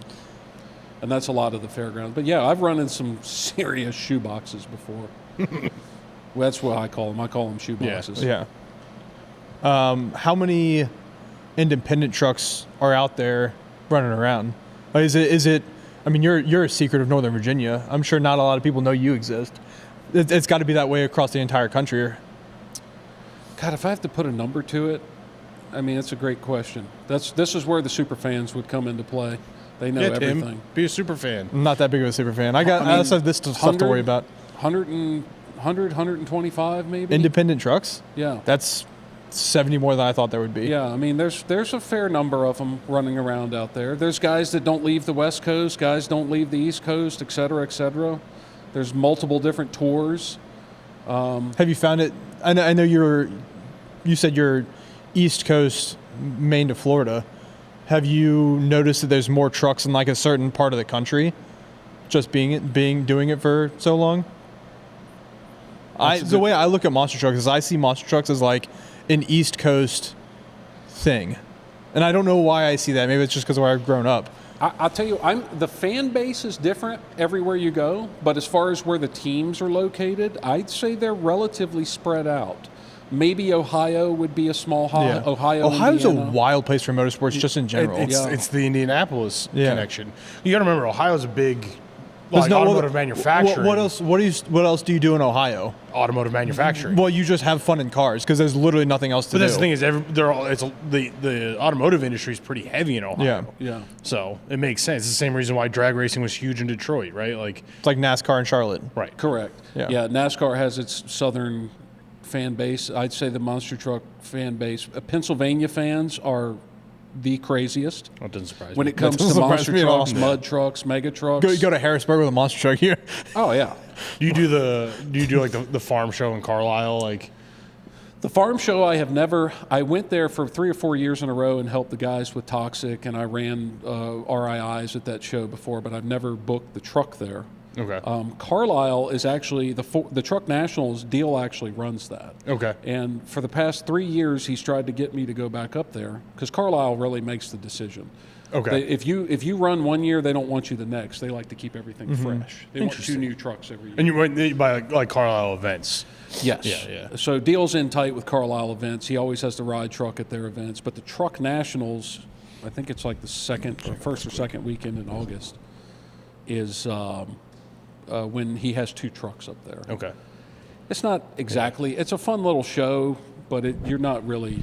It's more of a car crush than anything. Right. Yeah. So I went to college in Pennsylvania, and we did because I did automotive. I have an automotive degree, and Carlisle and the farm show were always big events for the school. Mm-hmm. I remember the Motorama at the farm show complex. There were monster trucks and like motocross. Like it was a pretty wild event. The farm show is interesting because, like I said, I've never taken the truck there, but every year I go, I see 30 people I work with throughout the summer. It's like a meeting spot. Everybody just wants to go there and hang out. Yeah. Even though the show's pretty small, but yeah.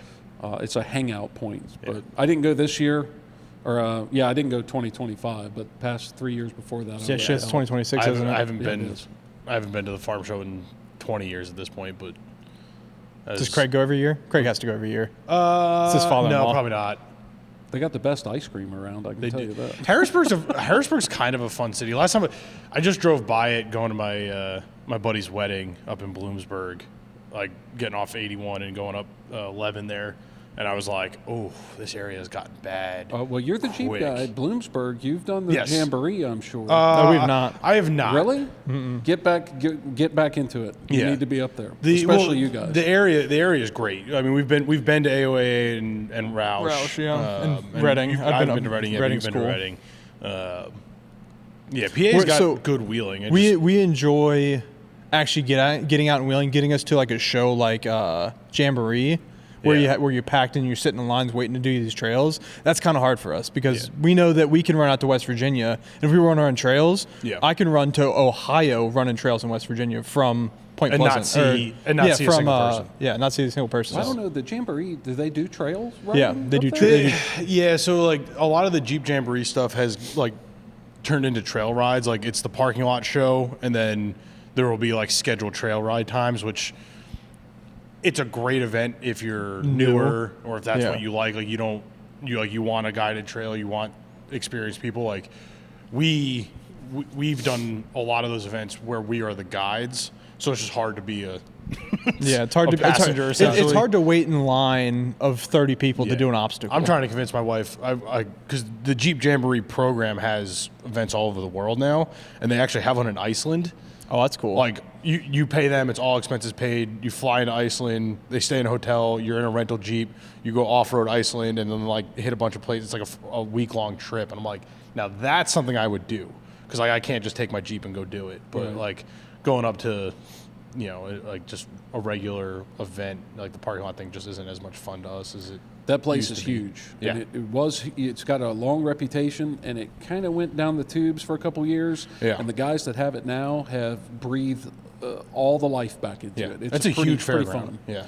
I did it this year with the Monster. They do one in Bloomsburg, and they do one somewhere near Indianapolis. Okay. I didn't do Indy, but I did Bloomsburg, and we had a blast. Yeah. It's good times. Yeah. Hot as hell, but good times. So from the GNXX racing to monster trucks, you were literally working on small engines to the Hemi.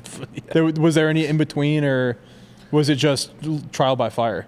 Everything's trial by fire. The GNCC stuff is. I got a buddy that used to race. He broke a femur, and he hung. That's why he hung with the helmet.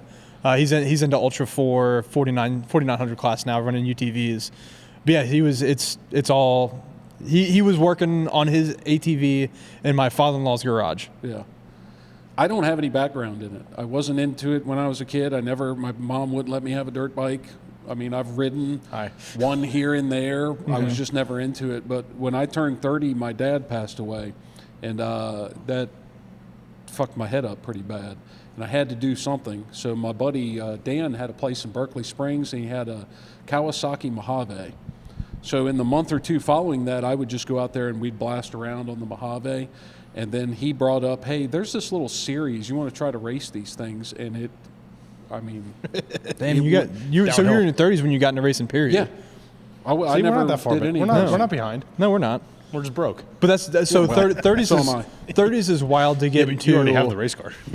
Dirt bike or ATV racing, because that's like I'm 31 and I'm not even going to get on an ATV. Yeah. My knees hurt thinking about ATVs. Yeah. I was laying on the floor this morning with my daughter, and I had trouble getting up. Yeah. We ran that thing, myself and Dan and a couple other guys ran that thing solid for 8 years, and then I got into a big pileup in Ohio, and that was didn't get hurt, but got thrown about 30 feet in that direction, and everybody. Yeah. And at that point, I'm like, dude, I'm like 36, 37 now. I'm gonna go to work fuck tomorrow. myself up in a minute. So.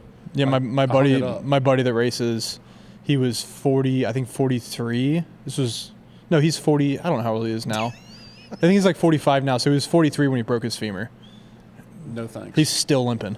Yeah, I can't. Breaking your femur at 25 sucks. Oh yeah. I sold everything. I don't even have gear anymore. Yeah. I have no desire to do that. That's we do these 24-hour endurance rallies in West Virginia, and like I do it in that, and. You want to do it in a monster truck? No. They also do like adventure bikes with it. And every time I see these guys and gals riding these bikes at 3 a.m, head to toe in mud, I'm just like, what the hell's wrong with you? And they're like, this is so much fun. And I'm like, no, that's fun. That has a seatbelt. When I come to a stop, it doesn't fall over. I have heat. I have air conditioning. I got my buddies to talk wipers, shit with. And they're like, oh, yeah, I'm on my 11th pair of socks, 4th pair of gloves. I haven't eaten all day. And I'm like, I have a cooler full of peanut butter and jelly and beef. Do you want a beer? There's nothing fun about being exposed to the elements. Like, we had a blast. No, I grew up riding dirt bikes. Dirt bikes were fun as shit. We would do the GNCC stuff is about 2 to 2.5 hours, so it's not some. Yeah, it's a different animal. My son's 2.5, and like I have 3 acres, and we just had the back half of that 3 acres cleared out, and jokingly years ago I was like, if we ever clear the back field, I'll build a little track for Tommy, and my wife was like, that's a great idea, and I was like, wait, what? So now that it's cleared, I'm laying it out in my head and everything else. I know a guy with a skid steer. Yeah, I know. I'm going to borrow that. But like my wife, who grew up on ATVs on the farm in Pennsylvania, was just like, so we're gonna get an ATV. I was like, I think we just get a kid side by side. Like, like my ability to teach him to drive a side by side over a dirt bike or an ATV is gonna be way higher, which is gonna bring the safety risk down a little bit. Yeah. So I'm like, I understand 4 wheels and steering wheel. You go to not Harbor Freight. You go to Tractor Supply. Get an ATV for the Razor like 170s are like $3,500 on Marketplace. Yeah. I mean, granted, I got like 5 more years before I can drive a Razor 170, but it doesn't mean Dad can't have one.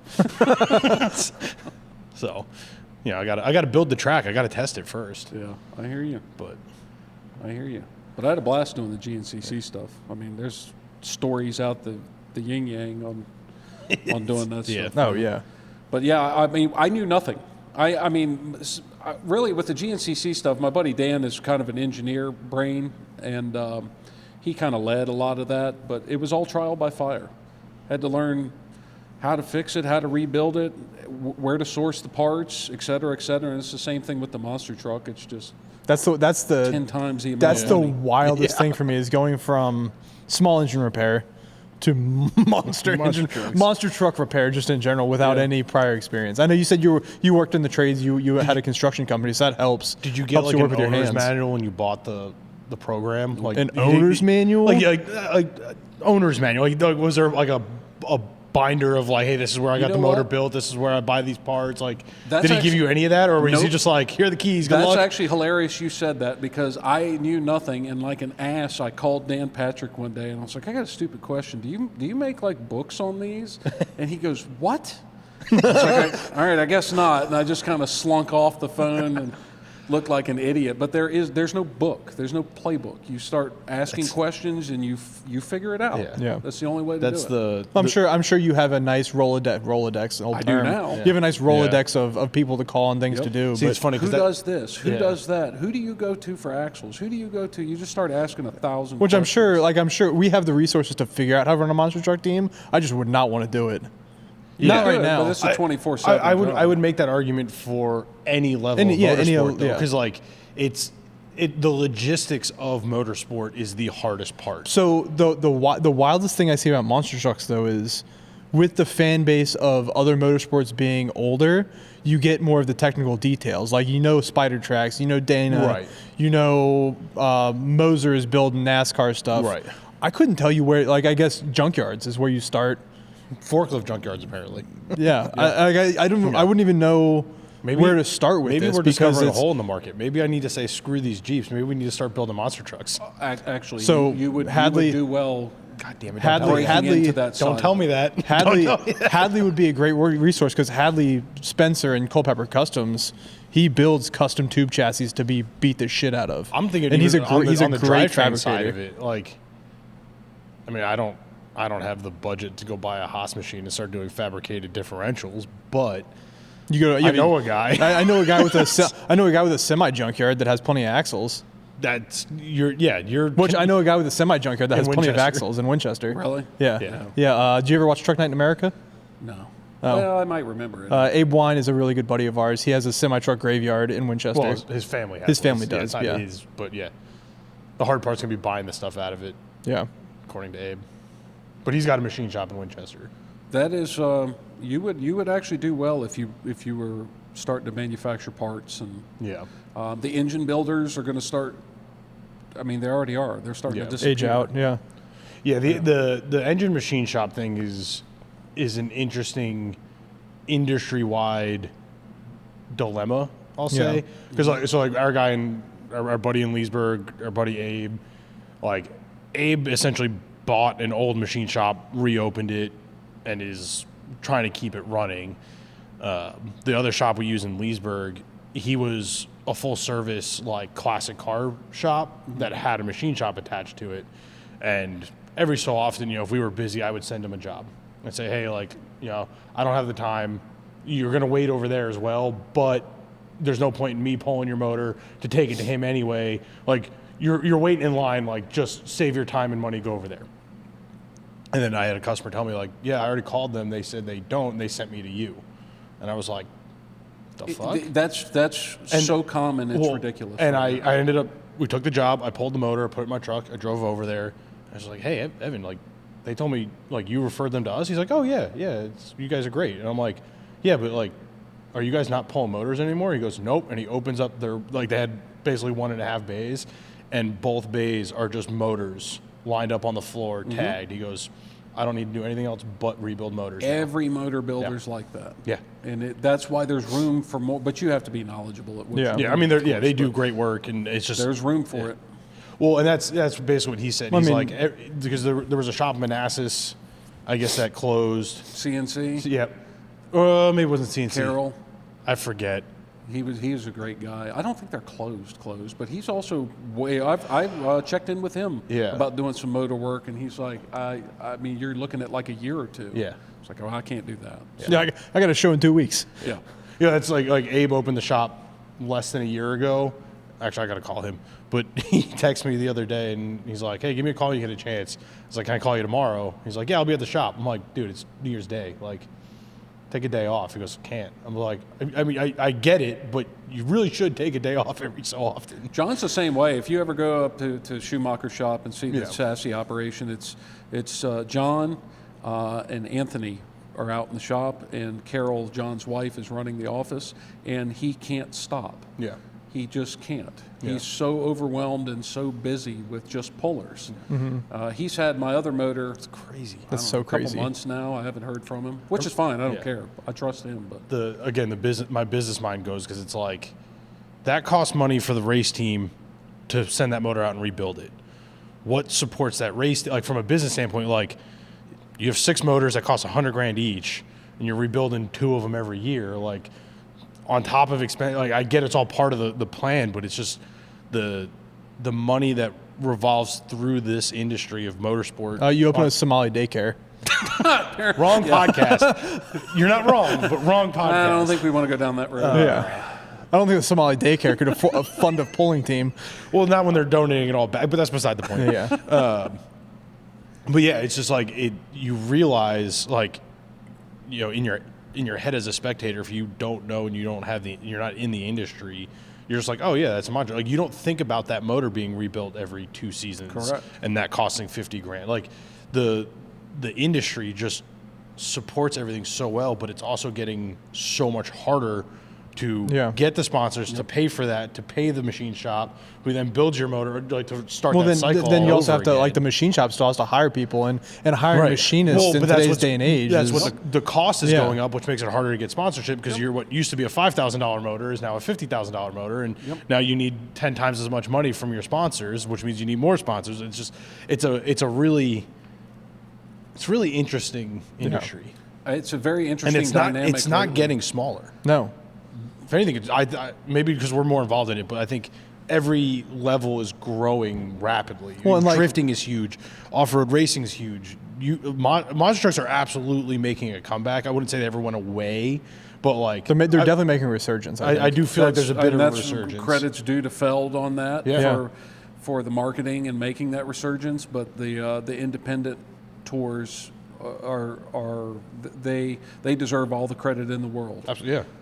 I don't like Elliot Miller with Monster Truck Throwdown. I don't envy that guy one bit. That guy's got a lot on his plate. Oh yeah, we have a buddy who's a off-road industry promoter. I'm like, how the fuck do you do this all the time? Yeah. It is crazy. Yep. Yeah. Yep. You know, just chasing money, chasing people, chasing insurance companies. Hoping you sell the tickets. Yeah. It's all into marketing and everything. Yeah. The only thing I take a little bit of comfort in. And this is where my brain goes. Whether you're at NASCAR or whether you're running a Jeep show, everything in between, collectively, we all have the same problem. Yep. You can't find the employees. You can't get the parts fast enough. The cost of the parts have gone through the roof. Yep. Oh, yeah. And I run when I bought my block, it's a billet aluminum block. It was $10,000 just for a chunk of aluminum, and that was 2 years ago. That same doesn't block feel hateful now is though like for a billet. Yeah. I mean, it's just steadily cruising. Yeah. Well, and it's funny because like, I still deal with it. We've been open. We're going on 6 years now as a shop, and I've worked on cars my entire life. So I can count on one hand how many times I've paid a shop to fix something for me, and every time we write big estimates, I'm just like, who the hell's going to pay this?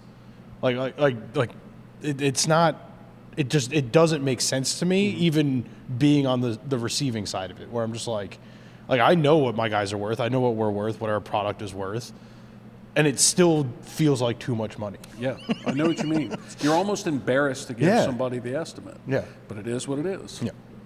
And it's just because the cost for me to do that and have good techs and put out a good product costs money. And I get it. I see why everything else has to get expensive, but I don't know if there's a ceiling to that or not, and like, because I think that's a different podcast. Well, no, you can do a whole podcast on the business side. Yeah. I look at it like if we get too expensive, like will it pop? Right. Like if it becomes too expensive to run the monster truck, you're going to stop running the monster truck, which then means there's less draw, less tickets, less money back into it, which. Do the prices come down so more monster trucks? Like are we just at that peak of that ebb and flow, or is this just where we're going to live forever? It's an interesting. It's a good something to think about for sure. Because I'm kind of an anomaly when it comes to like I said, I don't own a house. I have no kids. I basically took all of my responsibilities and got rid of it. I own like 5 pair of jeans, and I still. These are your good ones. Yeah, these are the good ones. Yeah. I drove here in a 2001 Tahoe with 365,000 miles on it. So I have no car payments. Yep. But if you have all that makes everything 10 times harder. Yeah. So I feel like I'm a little bit lucky in that sense that yes, I can get that business to stand alone. Yep. But it's a little more difficult for some people to do. Yeah. Well, and that's the thing is, like, how many people are willing to go to that position, right? Like, how many people love it enough to say, screw everything else, I just want to own a monster truck, fuck everything else. I love it enough. That's me. Right. That's only me. Right. I love it enough because, like I said, I was the 24/7, 365, never took a vacation. Yep. Now, all of a sudden, I get to travel around the country. Yeah. I get to see cool things. That's so wild that all this happened just because you had a CDL and you knew a guy. Yeah, it was basically because I had the CDL, and I was like, this thing's cool. Didn't know squat about it, and just started asking questions. Yeah. I mean, you should write the book. I'm just saying. I'm putting that out there. That's the number one. One of the number one questions you get at a show is, how do you get into this? Yeah. And it's like every other motorsport. Start hanging around. Start asking questions. Yep. Start or just learning. do it. Well, figure it out. Yeah. Like I said, back to monster trucks being so niche, is you want to get into it, but who do you know? I guess we know someone now that has a monster truck, but who do you know that has a monster truck to just go hang around the shop and work on things? You can't go knock. I mean, you could go knock on Dennis Anderson's door, but I don't know if you're going to get the answers. Well, I did that. So I did that at Digger's Dungeon. I said, hey, do you mind if I go tour the shop? I kind of give him the credentials of the podcast and everything. I go, oh, shop's not here. You can't knock. It's in Chesapeake. I'm like, what? Well, actually, if you go to Diggers, if you go to the dungeon behind, there's 2 gates on either side of that building that say no admittance. If you go back there, that's where my shock guy is. JG, that's the guy that does my shock, Josh Garcia. So your shock tuning and spring setup? And actually, I don't know how much you guys get into shocks, but he rebuilds them. We service in-house, The demand for tuning out here just isn't there. The majority of our customer base doesn't even really understand it. Yeah. And honestly, shock technology is so good these days, it's not necessary. You can get an off-the-shelf live valve shock. Well, it's not even that. It just the companies that build high-quality shocks have put in that R&D, and most Forerunners are set up identically. Yeah. Most Jeeps are set up identically. Like, to have a specific use case for something is pretty rare in this area. Well, the monster trucks, the shocks are completely custom. You just make a phone call, so they all have to be. Is it all coilover? No, they're all internal sprung nitro. They're monotube, or I was running reservoir. There's I'm not an expert on them by any means, but it's a nitrogen. I have a triple bypass shock, which is an older style. Okay. But basically, you have a nitrogen canister, and it's a piston that runs in and out of the oil. Yep. So it's just an oil shock. That's why I have Josh. 3-inch. I'm assuming like big diameter stuff. I think the cans are 3-inch, and I think it's an 1.5-inch shaft, if I'm not mistaken. Jesus, that's a big shaft. Yeah, that's what she said. Well, I mean, there's 2 on either corner. There's 8 just for reference, the shocks on my Jeep I think are 7/8 for the shafts, and that's a heavy duty Jeep shock. These are at least 1.5 inches, I think. I mean, maybe some of the 3-inch coilover stuff is running a 1-inch in our world, and that's big. A 3-inch shock these days on an off-road rig that's like Baja truck. Granted, you're running 2 3-inch shocks, but when it comes to truck setup, I imagine everyone's different. Mm-hmm. What are some of the? I have one particular truck in mind that I've seen that runs independent. What are some of the craziest truck setups you've seen? They're all actually the beefiest truck out there is Jim Kohler's stuff, which Avenger? is Avenger, Axe, Brutus, and all those trucks. Those things weigh about. I didn't know he has Brutus. Does Brutus still run? Yeah, he puts the Brutus body on once in a while. Oh, I don't think yeah. it ran. It might have run once last year. I don't know that it's run this year. Brutus is a great, early 2000s great truck. I love that truck. Yeah. Jim's stuff is basically a tank. I mean, but it also weighs like 3,000 pounds more than the way he beats on it, it's got to be a tank. That dude, that's a wild dude right there. And his son's driving now too. Chris, fantastic Also guy. beats the shit out of the trucks. Oh, yeah. But that's their whole shtick. Yeah. Jim will tell you point blank. That's he how you gives get those guys free run. You do what you got to do, but your ass better be in the shop Monday morning fixing what you broke. That's their whole game. This may sound like they do everything in-house. He does his own motors, shocks, fiberglass. All of it is in-house. Well, yeah, he's got a huge operation because he's running multiple shows a weekend, and right? he's running Monster Jam. Yeah. Which is very, very demanding. Yeah. That he might run in Texas this weekend, and they might send him to Anaheim, California after that, and then back down to Florida. Yeah. I mean, they don't really have a logistical routing system. It was like, you be here. It's like Formula One. Yeah. Doesn't make sense. Yeah, it doesn't make sense to me, but obviously it makes sense to them. And well, it's just booking arenas. There's not a football game this weekend. Correct. There's one next weekend. We got to go here. They're playing hockey tonight. Tomorrow they're playing basketball. The next night we're loading in. And then Taylor Swift is in. Dirt Crew, Jerry Beck's stuff is pretty beefy. He swapped out his housings and his axles. He doesn't have any of those problems anymore. But most everybody is right about, they're pretty on par. So the crazy one that I've seen recently is El Taco Loco. Have you run with that one yet? No. The independent truck? Is that the independent suspension? I've truck? never It's seen the it in wildest thing. Yeah. Have you seen IFS IRS monster truck? Yeah. It's called it's a play on El Toro Loco, but it's Yeah. El Taco Loco. It's a taco truck. Yeah. Oh my God. It's so it looks cool. pretty wild, but I've never seen it. It's got to in be a person. nightmare of like just so many moving parts to break. Yeah. I know that's IFS versus live axle all the time, but I can imagine. I don't know. I feel like in the monster truck world, though, that kind of makes sense.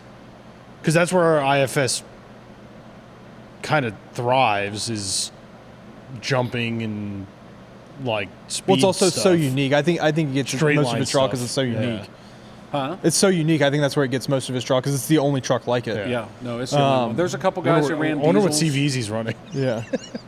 I mean, the Diesel brothers. Heavy Yeah. D had the Brodozer. The diesel. Dave Azirez had XDP diesel truck for a while.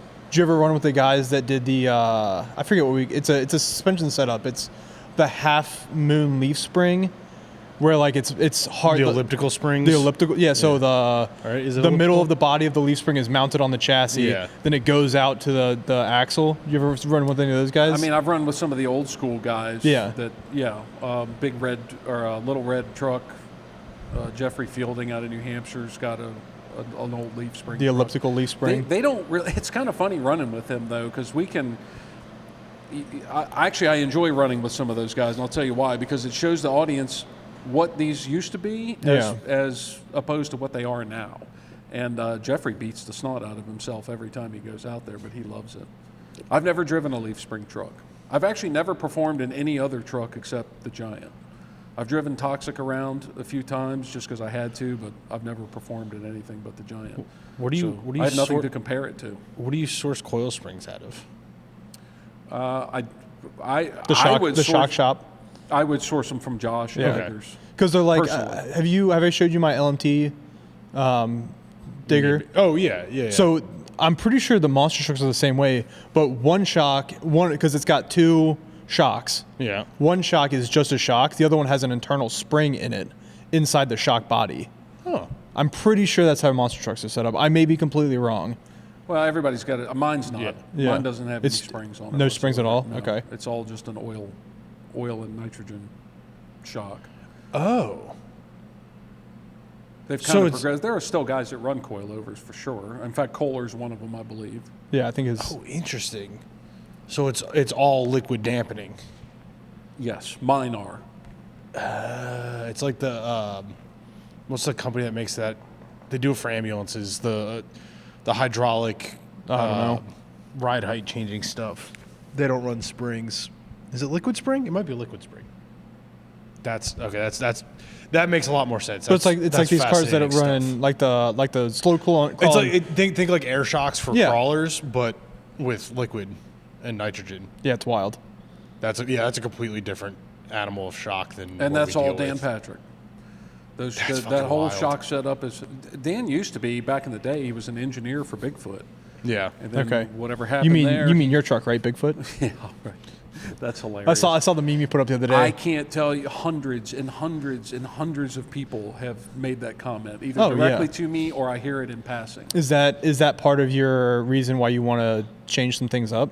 No, it's just been long enough. This is the third year, and the body's getting a little beat. And A little bit. Most guys try to. You told me you did an endo in Bristol. Oh yeah, that beat the body for sure.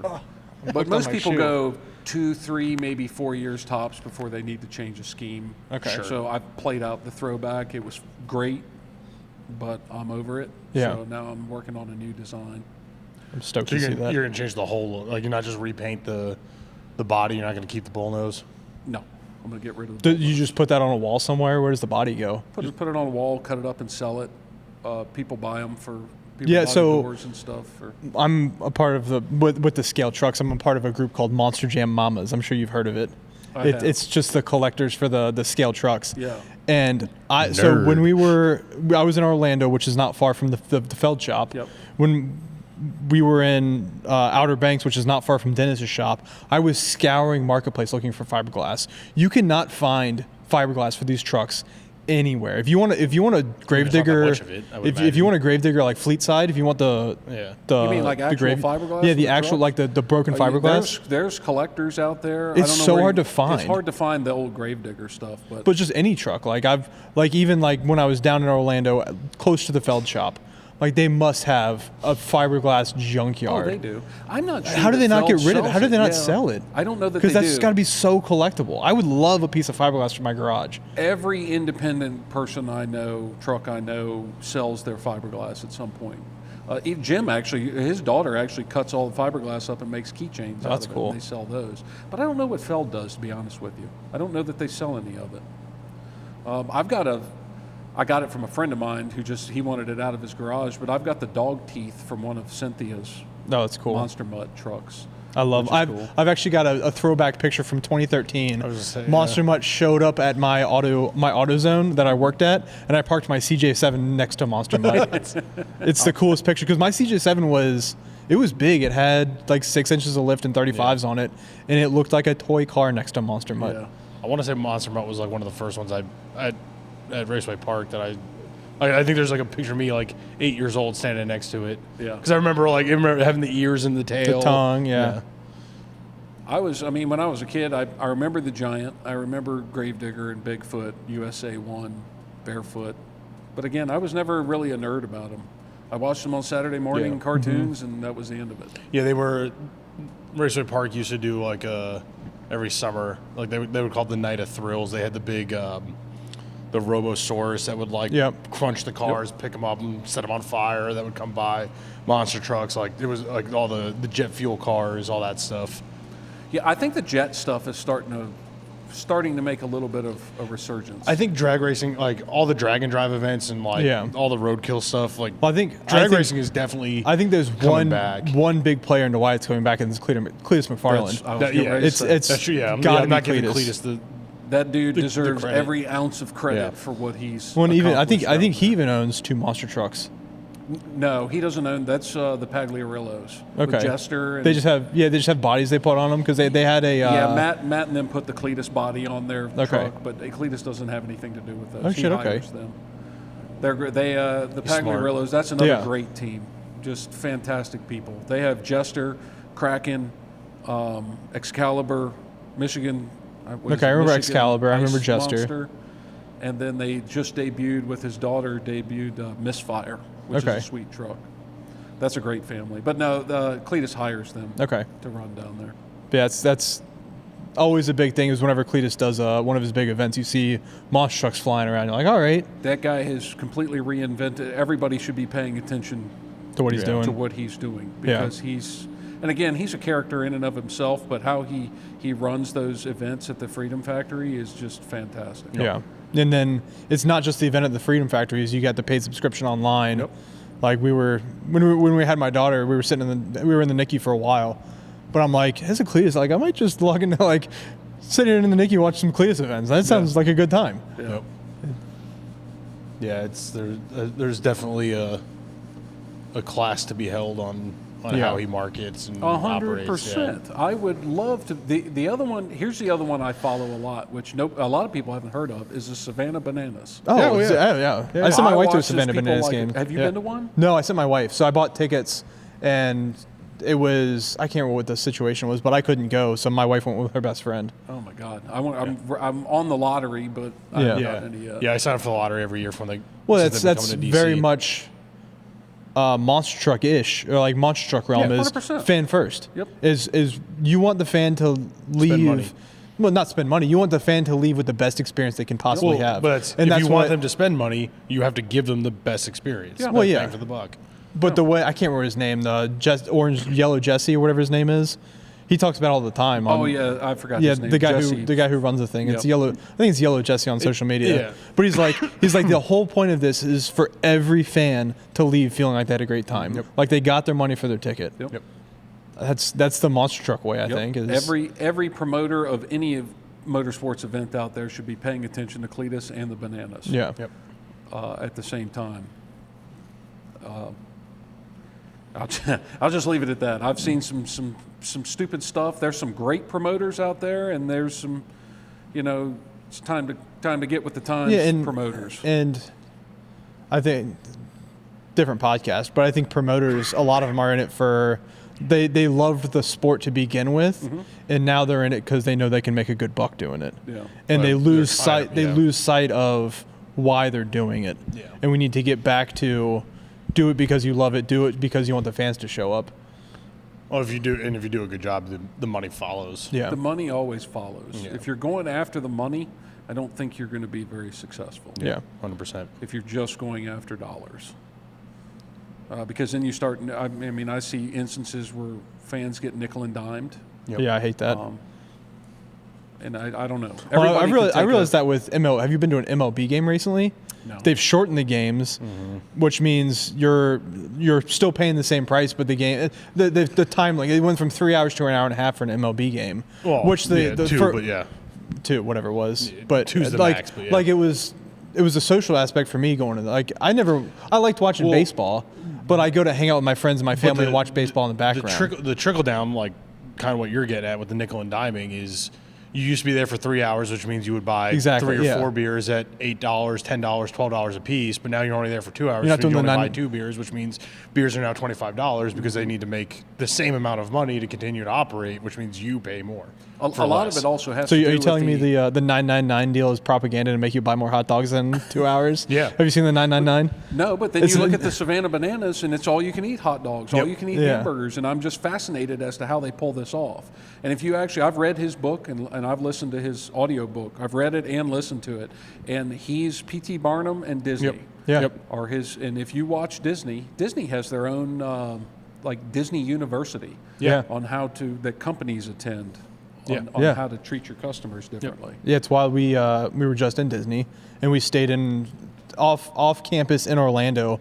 Getting to the park, you would pass like all of their cast training areas, and it's huge. Their whole thing is make sure literally an entire county. Make it's sure not even a town; it's a county. Yeah. Make sure the fans and the guests have the best time possible, and that's the whole business model. Back.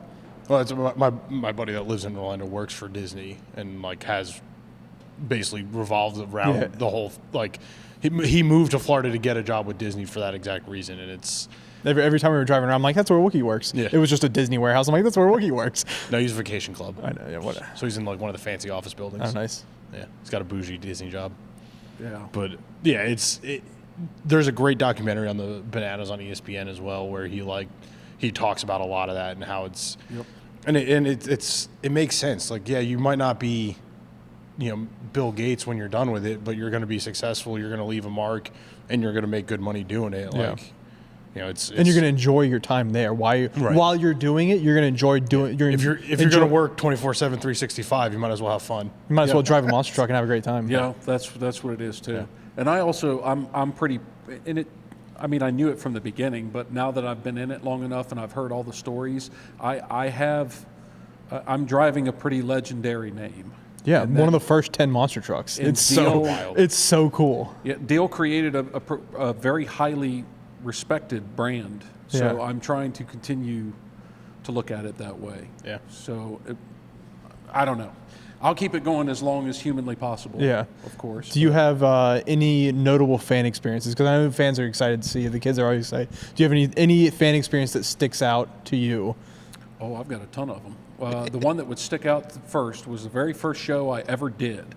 Well, I did a car crush first, but the very first show in front of a crowd with other trucks and all the goings-on that goes with it was in Fishersville, Virginia, for Deal. And Deal had a super fan, kind of a crazy lady, that followed him around. I'm already nervous. I'm shaking. I'm half getting ready to throw up. Hi, Pam. We know you're watching. Yeah. I can't remember her I'm name, just but joking. she's a little psycho. And Deal has his crew guy, his crew chief, his name is Smurf. His name is Ronnie, but everybody called him Smurf. He's very well known. Smurf comes up in the golf cart and he's like, "Hey, did a lady come by yet?" I'm like, I don't know. He's like, "You'll know." He drives off. Within 10 minutes, this lady comes up. Now, keep in mind, I'm very nervous. I'm not used to talking to fans. I'm not used to giving anybody an autograph. She comes up and chews me up and down a wall for being in that truck. "You need to get out of that truck, and Deal needs to be driving. I don't want anything to do with you," and just straight up cussed me out. Wow. Which, of course, took my confidence and was like, You maybe already I feel like you shouldn't don't be belong. doing this Yeah, shit, you know? imposter syndrome hit hard. Yeah, it hit pretty hard. That was the most notable one. But I've had a lot of super funny fan experiences. Do you have any positive fan experiences to share? Oh, with? a ton of them. Working with different disabled That's wild. kids. Yeah. I would Make-A-Wish scenarios that come to cool. the shows. I'll drop everything. Yeah. That's pretty wild, actually.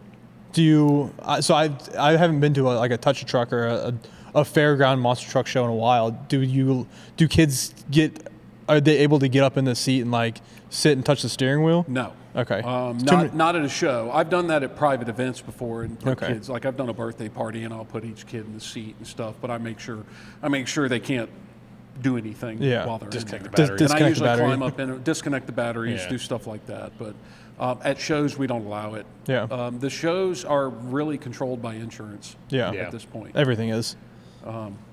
But no, we don't allow them up in there. And the problem is if you take one kid, and I've done it before by mistake, you take one kid and you're like, sure, let's put him up in the seat. You turn around, there's 50 in a kids. line waiting for you. So we just don't do it. That would same thing happened with fire trucks. truck, When yeah, we were in the fire fire department. Like you go to the grocery store and like there's a mom and their kid, and it's like, "Oh, can we look at the truck?" Yeah, you set them up there, you give them a little helmet. All right, cool, have a nice day. And the next thing you know, it's the same thing. There's every kid and their mom's getting out of the car, and you're like, "I got to get back and cook dinner." Like, They can sit in the rims. Which is a big thrill for the kids, but a lot of parents want to set their kids up on the tire, and we strongly discourage it's it. 5 feet in the air. Well, it's the height. We just ran over cars. I don't know what's in the Glass, tire. yeah, that's I've fair. cut myself on glass in the tire. Yeah. And fair point. you get a summer show, and that tire's about 150 degrees. Yeah. So we just strongly discourage it and don't allow people to do that. But It's where you need the ride along truck parked next to it. yeah, we usually just caution tape around it. Yeah. I've never had a major incident. It's probably enough. It's probably intimidating enough walking up to it that Yeah. it's like the opposite of a fire truck. Or everybody's like, "Oh, buttons," and you're like, "Please don't touch that." Yeah. Or just start ripping wires out. And I don't know where the hell any of this stuff goes. And I got to rewire. That's it. my kid. I put my kid in that was on the trailer, and I forgot like the battery wasn't dead yet, and I just put him in the driver's seat while I was like doing a bunch of other stuff. And it's 5 o'clock at night. He's flashing the high beams. He's honking the horn. The hazards are on. I go to get him out of it. He's like, "No!" And he's trying to lock the door. He's trying to lock me out of it. I'm like, "Buddy, like, what are we doing?" Yeah. I'll break this glass. I don't care. Yeah, there's 3 other doors. None of them are plugged in. Like, they're not going to lock. You're fine. I've had a lot of positive fan experiences, I got to say. I mean, me personally, if you'd have caught me, let's just say 10 years ago even, I would have never gotten in front of a crowd of people on a microphone. I wouldn't sit in this chair with you. I can tell you that right now. You caught me I was complete introvert. I still am. But I've gotten so used to it now that it's actually become kind of fun. Yeah. So I mess with the kids. I like to mess with the crowd. I like to throw the T-shirts and throw Frisbees or whatever we got to throw out there. And I like to interact with them. There are some guys that don't. They'll all remain, there's only a handful, they'll remain nameless, but they need to basically get off their ass and work with the fans. Because the only reason you're out here is because that fan, if they don't buy a ticket, you can go park your shit in the garage. Yeah. Yep. That's just all there is to it. Yep. So I'm a pretty big proponent of that. And I've had a couple times where the guy that runs Crustacean, Greg Witchenbach. That's also a classic truck. That's my favorite. Have you seen the What a truck? great name. Have you seen it? No. It's got a Greatest. lobster body on it. Yeah. Oh my God. It's so cool. It's one of my favorites. Yeah, Greg's a good friend of mine now, and he told me one time, he's like, "You got to flip a switch." He basically said, I don't care if you're pissed off, if you're hungover, if you're angry. When you got to go talk to the fans, you flip the switch, and you do what you got to do." So, but Greg is great, people. He's a wild driver. Yeah, that's a legendary truck too. Yeah. That's a really cool one. Crustacean. So What a great name for a it's monster so good. truck. I had a I had a 24 name. scale die cast of it when I was a kid, and it was my favorite one. He actually he did the mold to that fiberglass at a friend of his at a boatyard down there. He was telling me the story, and he kept meticulous records on how many man hours he had in that thing and assigned a dollar value to it. And he thinks he's got close to $70,000 worth of labor in the 100%. building to molding that lobster. Having a background in bodywork and having attempted to do fiberglass molding, I 100% believe that. Yeah. And that's Yes, got to it's be so all intricate. freehanded. Yeah. Or however he did. I think they use styrofoam or something to do it. Carve it and then make the mold. Yeah. Yeah. Hopefully so the mold survives. bullnose, we actually just took a bullnose truck Yeah. and they make a plug around it. Yep. And Yeah, and now that he still keeps it takes a closed. month. Yeah.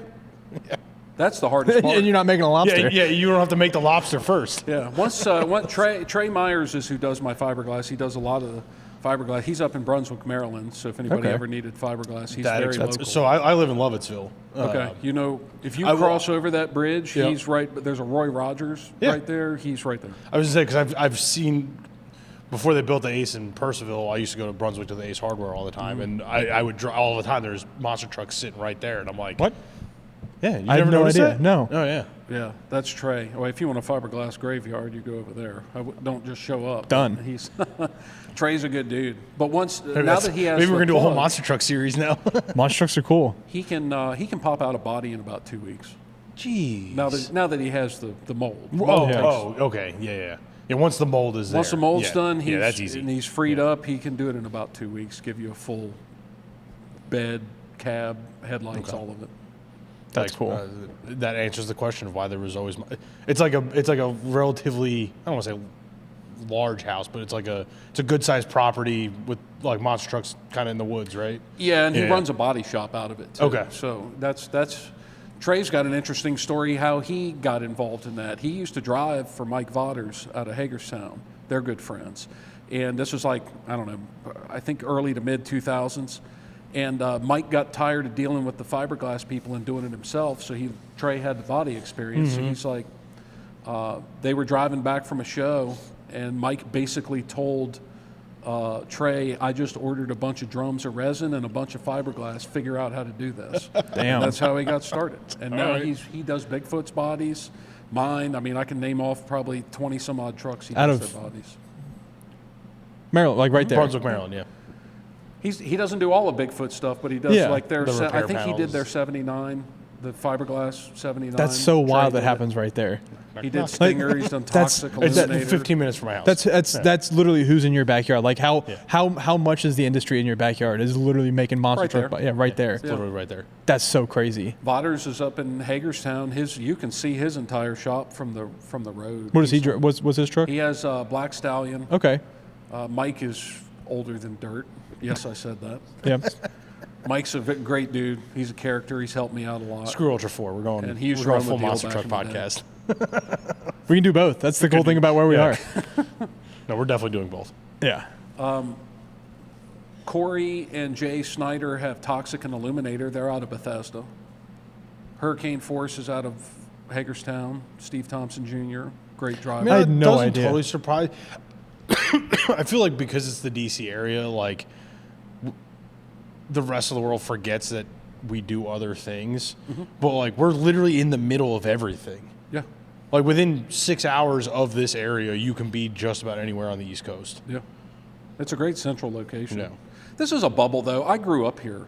I know Right. how this place operates. I Yeah. know it way too well, and I really can't stand living here anymore. I'm Same. with you, yeah. But I didn't grow up here, and I'm kind of at that point. But Yeah. But there's so much that still happens here Right. that everybody thinks it's just a political or a tech town, and it's Right. really not. There's a Yeah. ton of great off-road shops, the monster truck Yep. guys, race guys, ton of drag racing guys still out in Manassas. Every time we travel somewhere, and it's like, oh, like we're in Virginia, and it's like, yeah, we're just outside of DC, and they're like, really, like, Yeah, I get the same off-road in thing. DC, and I'm like, not only is it massive, like I'm one of 6 shops that are all fairly busy and successful. Yeah. Within 50 miles of each other, and we're all within 50 miles of DC. Oh, and any four-wheeling you want is a 4-hour or less drive. Yeah. Really? Yeah, I'm 4 hours from Good Evening Ranch. Oh, that's a great park. Yeah, I'm 4 hours from AOAA. Really? I'm 2.5 hours from Roush. Like I can be like we can be anywhere in Tennessee or Kentucky in a day's drive. Yeah. We can hit all of your four-wheeling in a day if you wanted to. Yeah. And they're like, oh yeah, I guess that makes sense. I was like, yeah, and if they decide to nuke the Capitol, I'm screwed. I'm cease to exist. I'm in the pizza radius. I'm good. Yeah. So I got to get to your house. Yeah. You're out of where are you in? You're out in Clark County. Yeah, I'm on the same mountain as Mount Weather. Okay, I know right where you are. Yeah, But you're also screwed. Between the the second nuke hits Mount Weather. between the Appalachian Trail and the Shenandoah River. Okay, awesome. It's a wonderful Y'all ever spot. go hit the Hatfield McCoy trails? We have not been down there. I think you did. Technically, one of the 24-hour events did go through parts of it. Okay. I haven't gone there with the purpose of going there, if that makes sense. Yeah. There's too much other stuff in West Virginia to go run Yeah, around Hatfield in. McCoy's, that's big for like side by side ATV guys. They've opened some full-size stuff recently. But My wife used to go run Hatfield McCoy's with her dad on ATVs when she was a kid. Yeah. Well, I deal with a lot of the shows. We deal with the tough truck guys. Okay. And those are some hardcore dudes. Those are and a lot those are of the them, good old boys. Yeah, a lot of them are running Jeeps. Yeah. You'll catch a couple Wranglers here and I there. love but most of them the are running videos of Cherokees those like Grand XJs and Cherokees. ZJs just Yeah. getting just destroying themselves. They're crazy. It's awesome. And great guys to work with, Yeah. too. We have a blast. Well, how long are we going? What time is it? It's noon 30. Yeah. So probably about 2 hours. Yeah. Last question. It's been a while since I asked the question. Tom, would you like to ask the question? The question? The question. Wait, which the question? There's two. The question. The name of the show. Oh, the dirt drive question. Yeah. Oh. So Tim has a bit where he likes to ask people, what is their dirt drive? Like, What keeps you going? what keeps you going? That's a good question. I think I'm good at this. Well, it makes you think. Yeah. I've told you you're good at this. Honest answer, it's certainly not the money. You can Fair. sustain this monster truck thing as a business 100%, but all the bullshit leading up to it, the mechanical failures, the money out the door, everything, to do a show in front of 4,000 or 5,000 people on a Saturday night, smell funnel cakes, the whole fair scene, Fried kids food. are waving the flags and the toys and everything else and cheering, that pays for it. Yeah. Yeah, the deep fried Twinkies would keep me coming back. Not even. I mean, I try not to eat them. I love the smell of them, but I won't eat that nonsense. I don't blame you, but You said I'd be smell. I dead thought you were by going to go to methane, and I'm like, I or mean, the methanol. that's yeah. not for, well. Not My funnel methanol cakes. smell. I use a fuel fragrance. Mine smells like Fruit Loops. Oh. That's a thing? Does it smell like Fruit Loops after it burns too? Oh yeah. So a truck goes by and you're like, what the fuck? Wild Willie's fuel fragrance. Oh, Look 'em my up. God. There's the other. I forgot the name of the other company. Is it expensive? I feel like that would be something that's kind of expensive. No, it's not. And actually, it comes in a concentrate. I use one bottle is like, I think it's like $14 on Amazon, and that treats my whole 55-gallon. So this thing can get on the street and smell like Fruit Loops. He's at 55 gallons. But you have to look. That's in methanol. If you look at Wild Willie's site, they'll tell you how much to put in diesel, how much to put in That's so wild. gas, etc. Different fuels take different I'm amounts. looking this up. I'm thinking about running a 24-hour event, and just the whole time it just smells like Fruit Loops. But dude, they must have 25 some odd flavors, and they all smell. I like flavors of fuel too. Yeah, I just chose the Fruit Loops because to be different. I know guys that run grape, apple, cherry, and I found the Fruit Loops, and it literally smells like opening a bag of Fruit Loops. Wild. It smells awesome. And that's another question. How does it I get. taste? What a great prank to pull on somebody. Hey, I got my car back from the Now, shop. you It want smells a like prank to play on them? They may. I don't think Wild Willie's makes it, but somebody makes a weed fragrance for fuel. Hey, I got the car back from the shop. Was Brian driving it? But somebody makes it. I would just dump all that into my wife's car. Just everywhere she's driving, it just smells like weed. That's wonderful. I love this. Oh my God. But your dirt drive, it's the shows. It's the Saturday night. I'm telling you, and you're covered in dirt, and you got an autograph. I'm a complete introvert, and sometimes I can't believe there's 20, 30 people trying to get an autograph from me, and that just blows my mind. Yeah. Yeah. Why you want? What do you? But these kids, you come to realize that they all look up to you. So You gotta put on a face at every event. Yeah. And do your best. Yeah. And that's what drives me to it. Certainly ain't the money. The money, I can waste that. I came out of Virginia Beach and with a pretty decent paycheck, and it was gone before I left the beach. Well, it's one of my favorite sayings was, the only way to become a millionaire in motorsport is to start as a billionaire. You know what opened up a lot of people's eyes was this recent lawsuit with 2311 in NASCAR. Yeah. Some numbers came out, and I was like, What happened with you that? don't make any money. The whole Michael Jordan, Denny Hamlin team that's suing NASCAR because the whole charter membership bullshit. But a lot of numbers came out, and I mean, the other podcast I listen to a lot is Dale Junior's. Okay. If the download. Yep. Dale Junior download. He gets Kelly will do a lot of the Business of Motorsports podcasts, and for me, a lot of numbers come out, and I'm telling you, we're all on the same page fundamentally. Yeah. Obviously, NASCAR's up here and we're down here, but if you get down to the grassroots, down to the fundamentals of how that series works, it's the same shit. Yeah. Same thing. Same thing with Jeeps. You're just racing because you love it. Yeah. Yep. If you're at the top, don't make any money. Yeah. If you're at the top, it looks like you're making money because of shops. Yeah. But you're still not making any money. Yeah. I mean, they had the one number that actually surprised me out of that was they came out and said that NASCAR was charging them almost $160,000 throughout the season for internet on pit road, and I was per team. Bring a Starlink. Put a Starlink out there, and it's like $150 a month. What are we doing here? But $50 a month. it was just If you already have a Starlink, it's $50 a month. We're bringing 2 Starlinks to California. We're gonna have like 8 because Jed's bringing his Starlinks. Yeah, my friend Dan That's so turned me crazy. on to that. Yeah, just a lot of numbers came out where you were like, wait a minute. The fact that NASCAR would be nickeling and diming their teams. Well, but that's how they make their money because they're spending a fuck ton of money as well. Like that's the thing is there's no.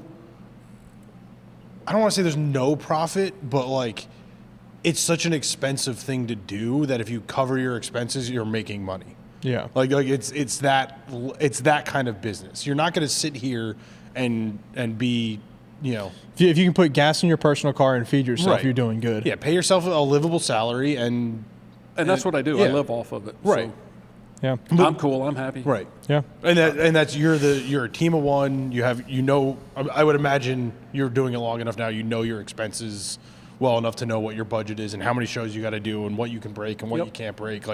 And when you just scale that up to 25 NASCARs and you're across the country, it's not that they're making $100 million in profit every year. They're spending the $100 million that they bring in just to exist. Mm-hmm. And there's if it's a good year if they spend $99 million. And we do the same thing. I mean, I've got to run a semi, and that semi alone is that probably costs more than the monster truck at this point. DOT kills me. Insurance probably about $8,000 a year for me. Fuel, I probably spend $500 to $600 in fuel just to get to the show. Do you get to at least run it private, or do you? No, I run it private, but I still run DOT numbers, and I'm still fully legal. Yeah. Some guys throughout all racing, some guys aren't. They play that motorhome game, and I get it. Yeah, we got buddies that do that. Yeah. But I just don't. I go in the scale houses. I don't. Well, you have the CDL background, so I know from having friends that have CDLs, like if you try and play those loopholes and you get caught and you have a CDL, you're going to lose that CDL. Yeah, I just don't feel like playing with them. Yeah. Well, no, and I think it helps if you understand it. Like plus the semi for the Giant is completely branded. Oh, so you know exactly what I'm doing. Yeah. I'm impressed you have a branded semi. Well, that's all deal. I didn't do it, but it garners attention. I turn the CB off because I can't go down the road without every trucker trying to talk to me. I turn it off. But the eyeballs are so as soon as I pull in a weigh station, you know exactly what I'm doing. Yeah. I can't say, well, I don't make any money. It's a hobby. I can't do that. Yeah.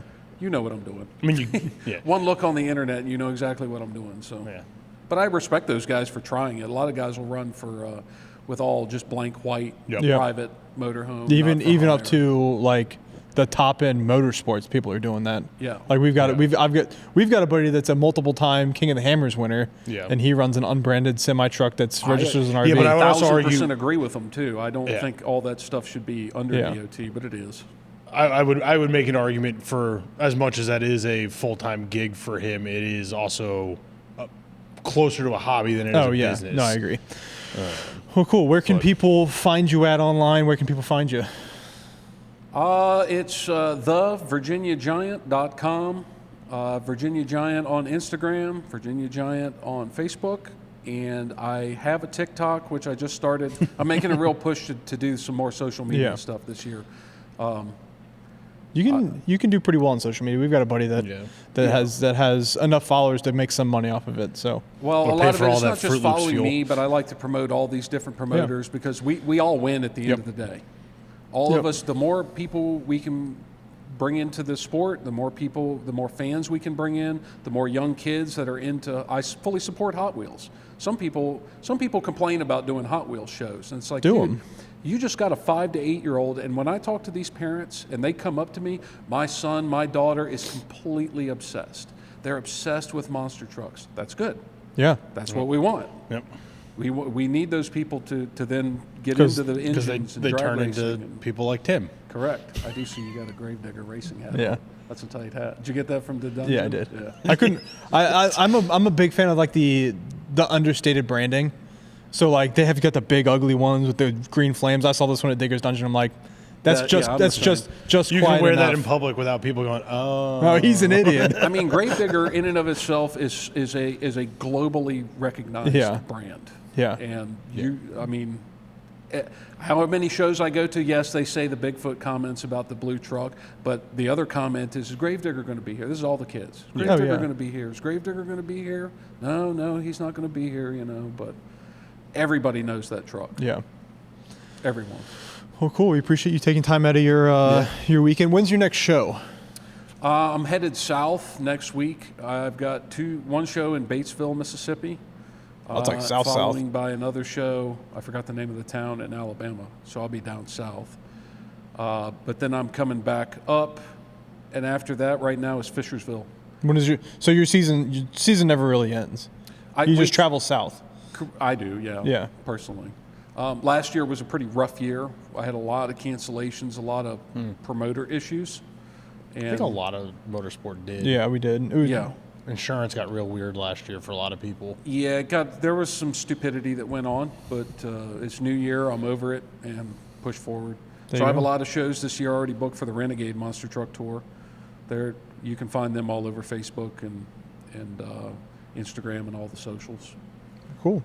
So we look forward to seeing you out there in thrashing. I'm going to get in the seat. I'm going to try and get in the seat. I'll put you in the seat, but we can't. No, there's not going to be. It won't be. I'll start it, but there won't be any driving around. The promoter will I'll take punch me square in the face for doing that. I'll take it. The insurance company. It'll be a whole scene. But no, I'll take just sitting in the seat. I've never sat in a monster truck. I'll do it. We can climb up in there. I mean, you drive those things just like you do your car. The only difference is you can't see anything. Yep. Yeah. And I'll have by then because I'm buying a fire suit and a helmet for hammers. So I'll have a fire suit in 3 weeks. Yeah. Go to Simpson. Listen, when I was at Famous Reading in the pits, if I would have had a fire suit and helmet, I could have co-driven for Schoolie. I'm just. All right.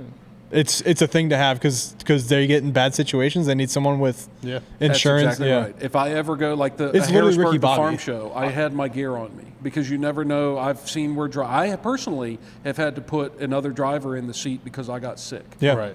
It's literally Ricky Bobby on these big events. I get that if you're a driver, and I'm just saying we're going to be a little busy at Hammers, so.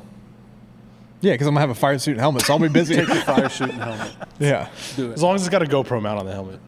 Yeah. That's the other thing. I think I'm going to get an Insta360 camera and start doing some cool shots. Yeah. Yeah, the other cool one is the DJI Pocket. We're getting one. I haven't sold those tires. You need a set of stock JK takeoff wheels and tires for your Tahoe? And the good tires. The DJI Pocket, and then the other one is the Ray-Bans glasses. Have been really popular. Really cool because they have got the camera embedded in them. Really? So change from your rollers out of the trailer and then put your 66-inch tires with the Ray-Ban glasses on. I guarantee that does well. Yeah. It took me a minute to find my little niche out there. I'm a Gen X guy. I appeal to the older crowd. That's who likes that truck, and that's who I try to make the social media for. Yeah. You know. All right, Cool. we'll That's let you get out of here. I appreciate you coming down to the shop and thanks, hang guys, out. for having me. I It's been a lot of appreciate fun, and I definitely learned a lot. And I want to learn a lot more. So Anytime. I mean, this was yeah. fun. Thank you guys for having heck me. yeah, anytime. We appreciate you coming out. Bring the kiddos to a monster truck thing. Yeah, absolutely. You guys know where to find us. Anywhere social at the Dirt Drive, DirtNerds Motors, and DirtNerds Off-Road. I don't know. DirtNerds Off-Road, which I think is retired. I think we're officially it's retiring. still there, but yeah. Yeah, we're officially retiring DirtNerds Off-Road. The social media side. That's a this year plan. Yes. Thank you guys for watching. Thank you guys for listening. And we will see you guys next week because we're weekly again. Bye, guys. Thank you. Heck yeah, man.